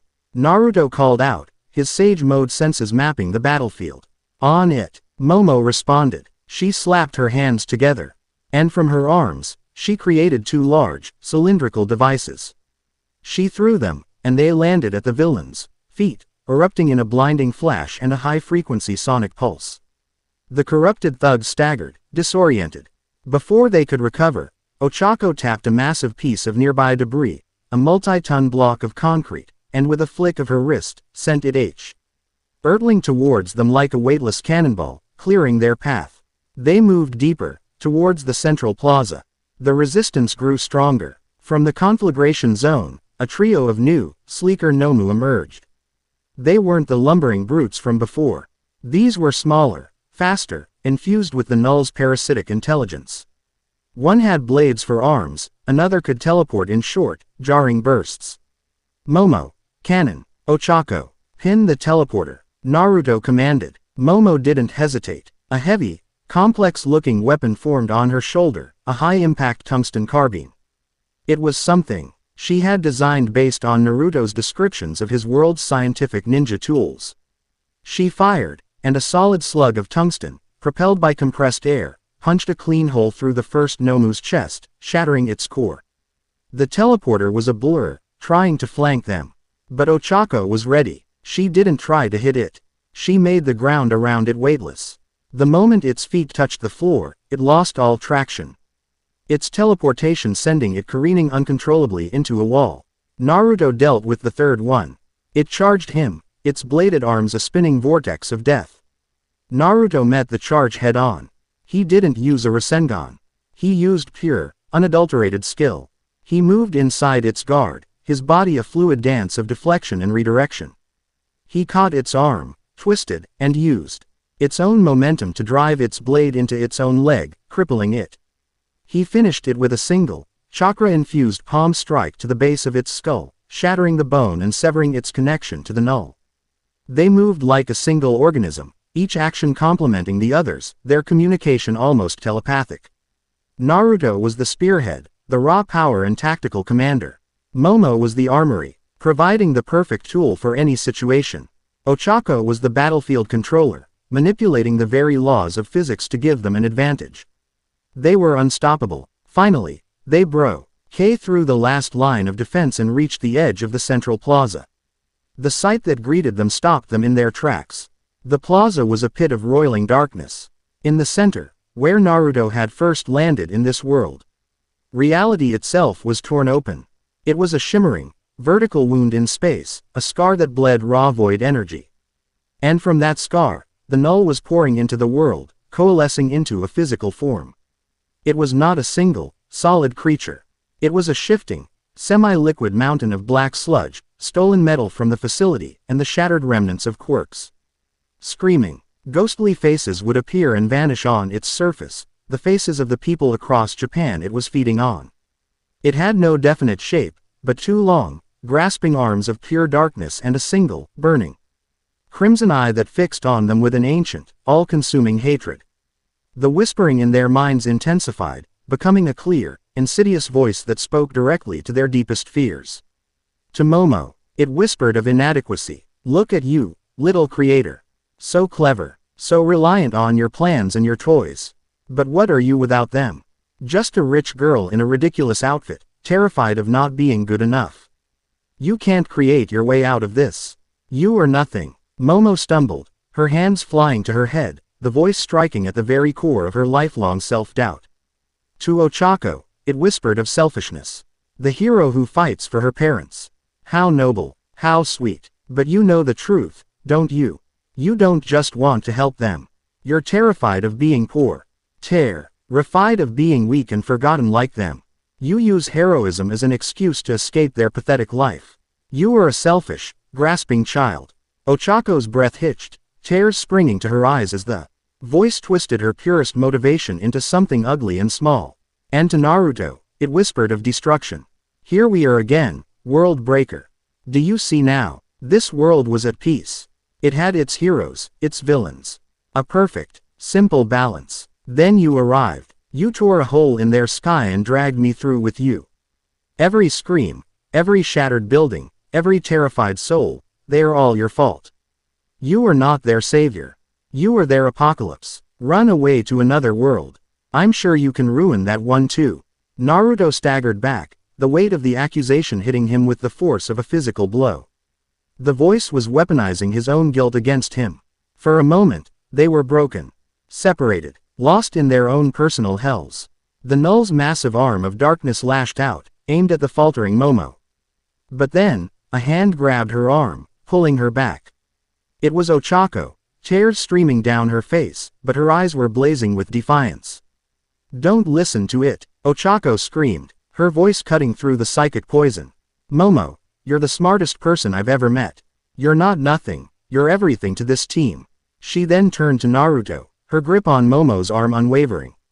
And you're the reason we have a chance. You're the reason we're still standing. You didn't bring this plague, you're the one who's going to end it. Momo, jarred from her stupor by Ochako's fierce loyalty, looked at Naruto, who was still struggling under the weight of the null's words. She stepped forward, her own fear pushed aside by her loyalty to him. It is lying to you, Naruto, she said, her voice ringing with analytical conviction. It is using psychological warfare because it recognizes you as the primary threat. Do not let it cloud your judgment. We believe in you. Their voices, their unwavering faith in him, were an anchor. They pierced through the fog of his guilt, a beacon of pure, undeniable truth. He looked at them, Ochako, the heart, Momo, the mind, and he felt his own spirit. His own will, surge back to life. He grinned, a wild, foxy grin filled with defiance. You know, he called out to the monstrosity, his voice filled with a renewed power. For a god of nothing, you sure talk a lot. He activated his 6 paths sage mode. The world snapped into perfect clarity. The golden-orange pigmentation flared around his eyes, his pupils became a cross of toad and fox. And 9 black truth-seeking orbs materialized behind his back, hovering like miniature planets. The oppressive psychic pressure of the null was instantly repelled by the sheer, divine power radiating from him. It's a parasite, Naruto said to his partners, his voice calm and clear. And we are going to perform an exorcism. He shot forward, a golden blur. The null creature roared, lashing out with its tendrils. But in this state, Naruto was faster than thought. He weaved between the attacks, one of his truth-seeking orbs elongating into a black staff, which he used to parry and deflect. Kurama, he sent to his partner. Can we destroy it? A full-power Bijudama. No, the fox's voice was a low growl of grim certainty. The dimensional scar is its heart. If we hit it with enough power to atomize the entity, we'll shatter the scar completely. You won't just be destroying the USJ, Kit. You'll be tearing a permanent, gaping wound in the fabric of this reality. This world can't handle that kind of power. Destruction wasn't an option. His ultimate weapon was useless. But he wasn't just a weapon of mass destruction. He was the son of Minato Namikaze, the Yellow Flash. He was the heir of the Uzumaki clan, the greatest masters of Fuinjutsu, sealing jutsu, the world had ever known. A new plan, desperate and brilliant, formed in his mind. Momo, Ochako, I can't destroy it, I have to seal it. He yelled over the roar of battle. But I need your help. I need a conductor. Momo, I need you to make the biggest, most durable, most chakra-conductive rods you can possibly imagine. 4 of them. That will require an immense amount of lipids. Momo yelled back, already understanding his intent. It will take almost everything I have. Do it, Ochako. I need you to place them. You're the only one who can move things that big with that much precision. You have to put them at the 4 cardinal points around the scar, right on my mark. I can do it, she shouted, her face set with grim determination. It was a gamble of insane proportions. Momo would have to push her quirk to its absolute limit, risking complete physical exhaustion. Ochako would have to perform a fey out of fine control under immense pressure that would have been impossible for her just a few months ago. Momo placed her hands on the ground.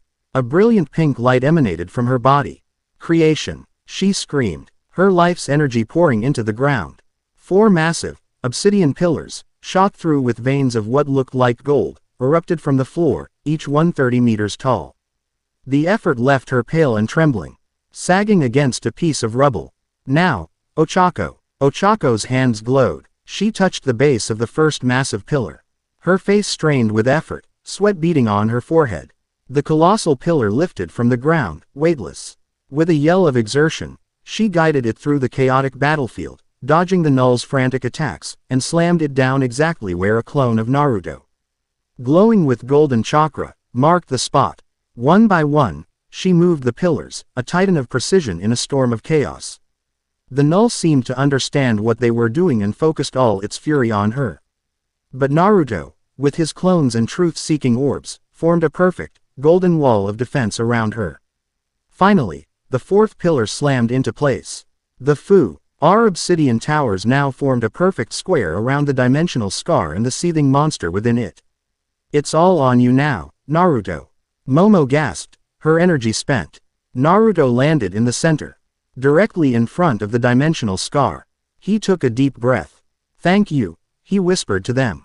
He brought his hands together in a complex series of seals, a blur of motion too fast for the eye to follow. The golden chakra of the six paths surged from his body, connecting to the four pillars. The golden veins within them lit up, and the pillars began to hum with unimaginable power, creating a cage of pure energy. Uzumaki's secret art, Naruto roared, his voice filled with the power of his ancestors. Four symbols adamantine sealing chains prison. Golden chains of pure chakra erupted from the pillars, wrapping around the null creature. It shrieked, a sound of pure agony and rage, as the divine energy began to burn away its physical form, forcing its essence back towards the dimensional scar. It wasn't just destroying the body, it was grabbing the soul of the entity and dragging it, kicking and screaming, back into the cage it had escaped. The scar pulsed violently, acting like a vacuum, pulling the wounded, screaming entity back into the void between worlds. The strain on Naruto was immense. His golden chakra cloak flickered, his body screaming in protest. The null made one last, desperate attempt. A single, sharp tendril of pure darkness shot past the chains, aimed directly at Naruto's heart. He couldn't dodge. He was the focal point of the seal. If he moved, it would all collapse.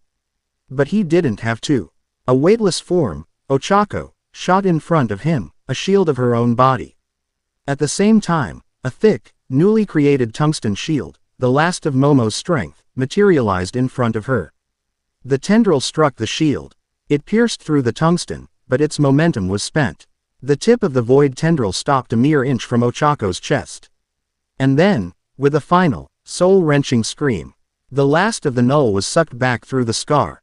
The portal of darkness slammed shut, and in its place was a glowing, golden, intricate seal, a permanent, divine lock on the prison door between worlds.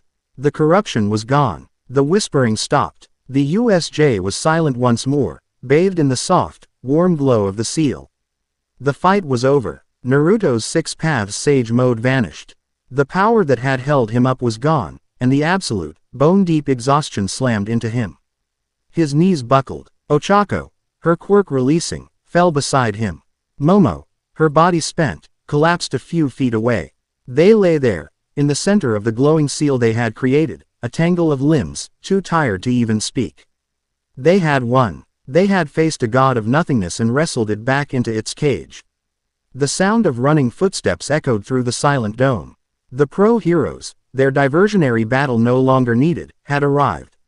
They stopped at the edge of the plaza, staring in awe at the scene. The massive, glowing seal, the four obsidian pillars, and in the center, three unconscious teenagers, huddled together in a posture of shared exhaustion and victory. The world was safe, not because of the pros, not because of the government, but because of them. Chapter 9 End. Chapter 10. The Uzumaki Legacy. The first thing to return was sound. A soft, rhythmic beeping. A gentle counterpoint to the deep, aching exhaustion that was woven into the very fabric of his being. The next was smell. The sharp, clean scent of antiseptic and sterile linen. Naruto's eyes fluttered open, the light of the room a dull, manageable white. He was lying in a bed that was far too comfortable to be a battlefield, wearing a soft, clean medical gown. He recognized the ceiling. He was back in UA's infirmary. He tried to sit up, but a wave of dizziness and a chorus of protesting muscles forced him back down. His chakra coils felt scraped raw, like he'd run a marathon on his hands. Don't even think about it. Sonny. The familiar, sharp voice of Recovery Girl cut through the haze. The elderly hero was sitting in a chair by his bed, knitting what looked like a very small, very angry-looking scarf. You, young lady, and the other one over there have been out cold for 3 days, she said, not looking up from her work. You pushed your bodies, your quirks, and your, whatever it is you call it, so far past their limits that you're lucky your cells didn't just give up and dissolve into soup. Naruto's head turned slowly. In the beds flanking his own, Ochako and Momo were sleeping soundly. They looked peaceful, the deep lines of stress and terror that had been etched onto their faces in the USJ now smoothed away. An IV drip was connected to each of them, slowly replenishing their spent energy. Seeing them safe, seeing them resting, untangled a knot of anxiety in his chest he hadn't even realized was there. Are they? He began, his voice a dry rasp. They're fine, Recovery Girl said, finally looking at him over the top of her glasses. Her usual cantankerous expression was softened by a glimmer of profound respect. Yaoyorozu suffered from extreme somatic exhaustion due to quirk overuse. Pushed her creation ability to its absolute breaking point. Uraraka had severe internal bruising and chakra, energy depletion. You, on the other hand, she sighed, putting her knitting down. You were the worst. Every system in your body was in a state of critical failure. It was like your life force had been almost completely drained.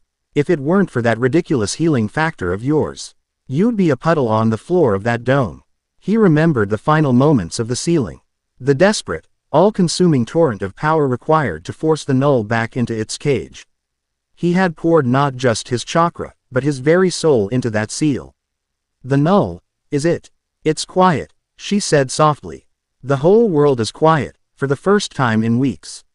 Thanks to you three. She picked up her knitting again.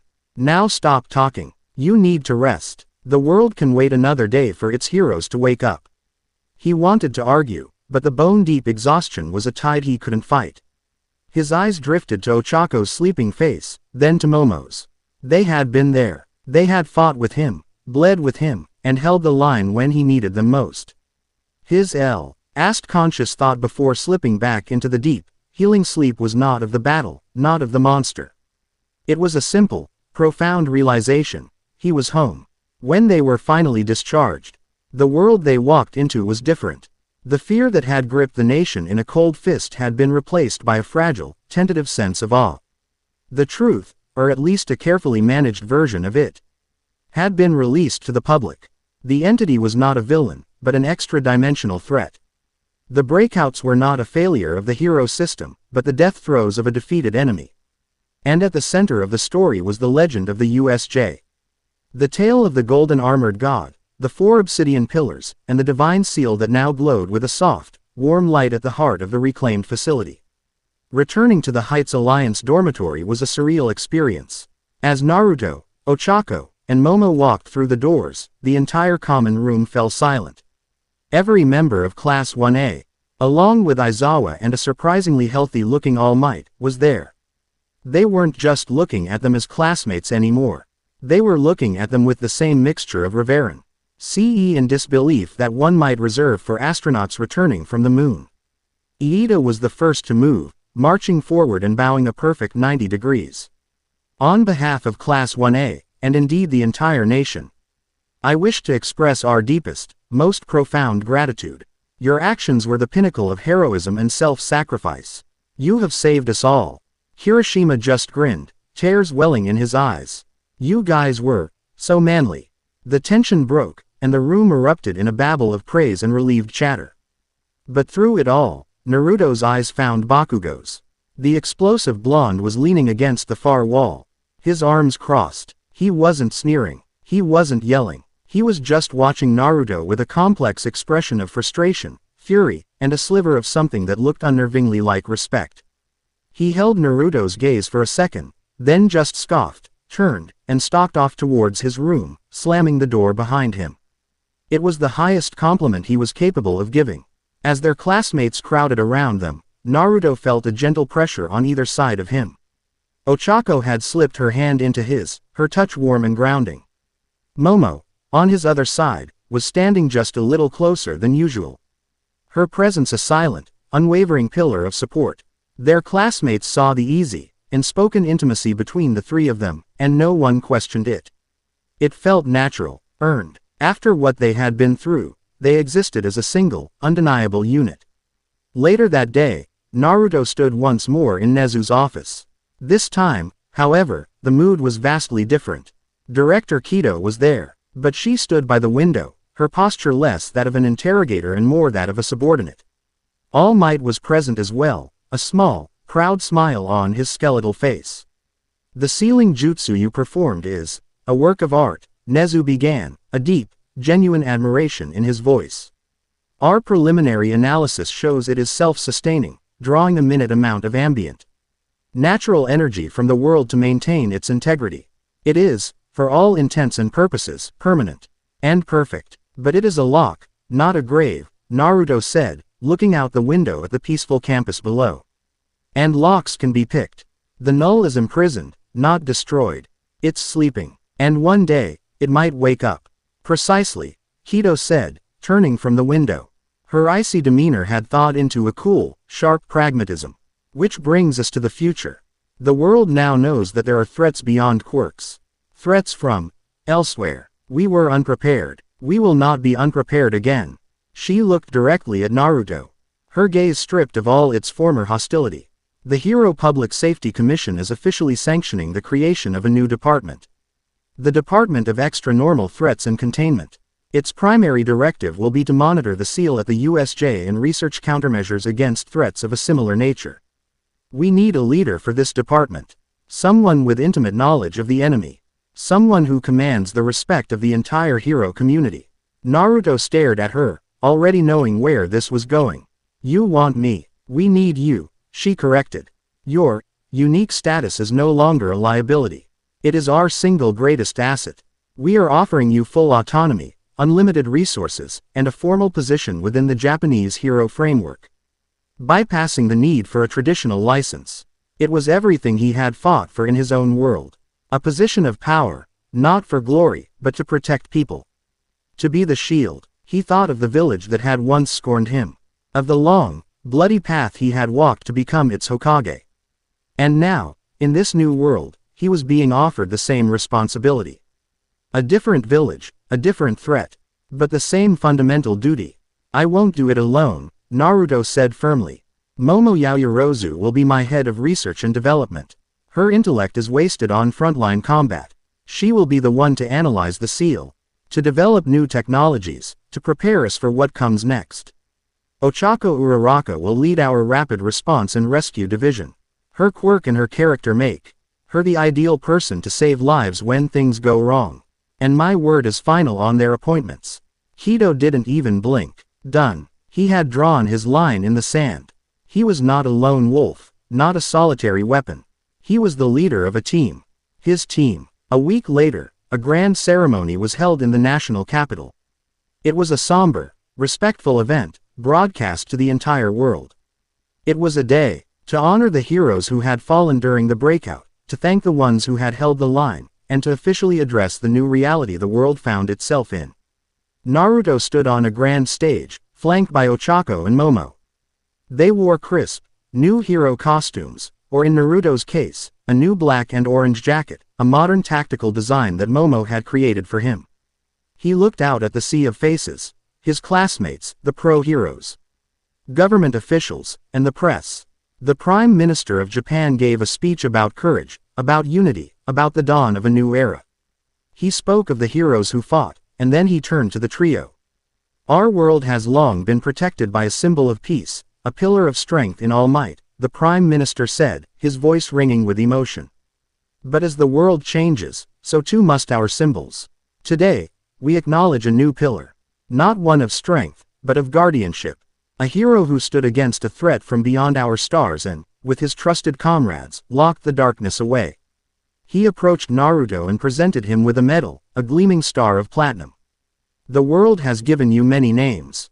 The Typhoon Titan, the Golden God, but today, we give you a new title. One that we believe embodies your spirit. From this day forward, you shall be recognized as the Kensei Hero, Maelstrom. The guardian hero of Japan. A thunderous applause swept through the crowd. It was a roar of gratitude, of relief, of hope. Naruto stepped to the podium. The applause died down, a respectful silence falling over the square. He looked at the medal in his hand, then out at the crowd. "Titles don't mean much to me," he began, his voice calm and clear, amplified across the nation. "I'm not a god, I'm not a titan, I'm just a guy who saw people in trouble and decided he had to do something about it. The victory you're celebrating today, it wasn't just mine." He turned and looked at Momo, then at Ochako. "It belongs to Momo Yaoyorozu, whose brilliant mind created the cage that now holds the darkness at bay. It belongs to Ochako Uraraka, whose unbreakable spirit and heroic heart saved countless lives and protected us all at the final moment. It belongs to the pro-heroes who fought with us, to the students who held the line, and to every single citizen who found the courage to help their neighbor in a time of fear." He held up the medal. "This doesn't belong to me. It belongs to all of us. I'm not a symbol, I'm just a shinobi, and a shinobi's job is to endure, to protect his home and his precious people. This world, these people." He looked at Ochako and Momo again, a soft, genuine smile gracing his lips. "They are my precious people now. And I will spend the rest of my life protecting them. That's a promise." He stepped back from the podium. The applause that followed was even louder than before, filled with a warmth and understanding that transcended mere hero worship. He wasn't a distant, untouchable god like All Might had been. He was one of them, their guardian. That evening, the three of them stood on the roof of the Heights Alliance dorm, the noise and celebration of the world far below them. The city lights of Musudafu twinkled. A sea of man-made stars under a peaceful night sky. The air was cool and clean. Naruto was leaning against the railing, the platinum medal feeling heavy and foreign in his pocket. Ochako stood on his right, leaning her head gently against his shoulder. Momo stood on his left, her posture relaxed, her presence a quiet comfort. For a long time, they just stood in a comfortable, shared silence, watching the rhythm of the city. "Kensai hero. Maelstrom," Ochako said softly, a smile in her voice. "It has a nice ring to it. It's a bit dramatic," Naruto grumbled, though there was no real heat in his words. "A maelstrom is a powerful, inescapable whirlpool," Momo commented, her analytical mind never truly at rest. "A force of nature that draws everything into its center. Considering your Ross, Engen and your general impact on our society, it is thematically appropriate." Naruto just chuckled. He looked from one to the other, at the two girls who had become the twin anchors of his new life. Ochako, the boundless, compassionate heart that had taught him how to feel at home. Momo, the sharp, brilliant mind that challenged him and stood as his intellectual equal. They were not his followers. They were his partners, his family. "It's not over, is it?" Ochako asked, her gaze turning towards the faint, distant glow in the sky that marked the location of the sealed USJ. "No," Naruto said, his expression becoming serious. "The null is sleeping, but there might be other things out there. Other shadows from my world, or from places we can't even imagine. The hole I tore, it showed us that we're not alone in the universe." He turned to them, his blue eyes clear and filled with a purpose that was no longer haunted by guilt, but forged in resolve. "But it doesn't matter what comes next." He put his one arm around Ochako's shoulder, his hand gently finding Momo's. He drew them both closer, a silent, all-encompassing embrace. "As long as we're together, we'll be ready." They stood there, the three of them, a united front under the quiet stars. The war was over, but the watch had just begun. He was no longer Naruto Uzumaki of the Hidden Leaf, the lonely outcast who dreamt of being Hokage. He was Naruto Uzumaki of this world, the guardian hero, a boy who had lost one home only to find another in the hearts of the two incredible women standing beside him. He had found his legacy, not in a title or a monument, but in the peaceful, steady beat of the world he had sworn to protect, and the shared warmth of the new family that made it worth protecting. The future was uncertain, the darkness was patient, but for the first time, he faced it not with a grim determination, but with a heart full of peace. He was finally, truly, home. Chapter 10 End.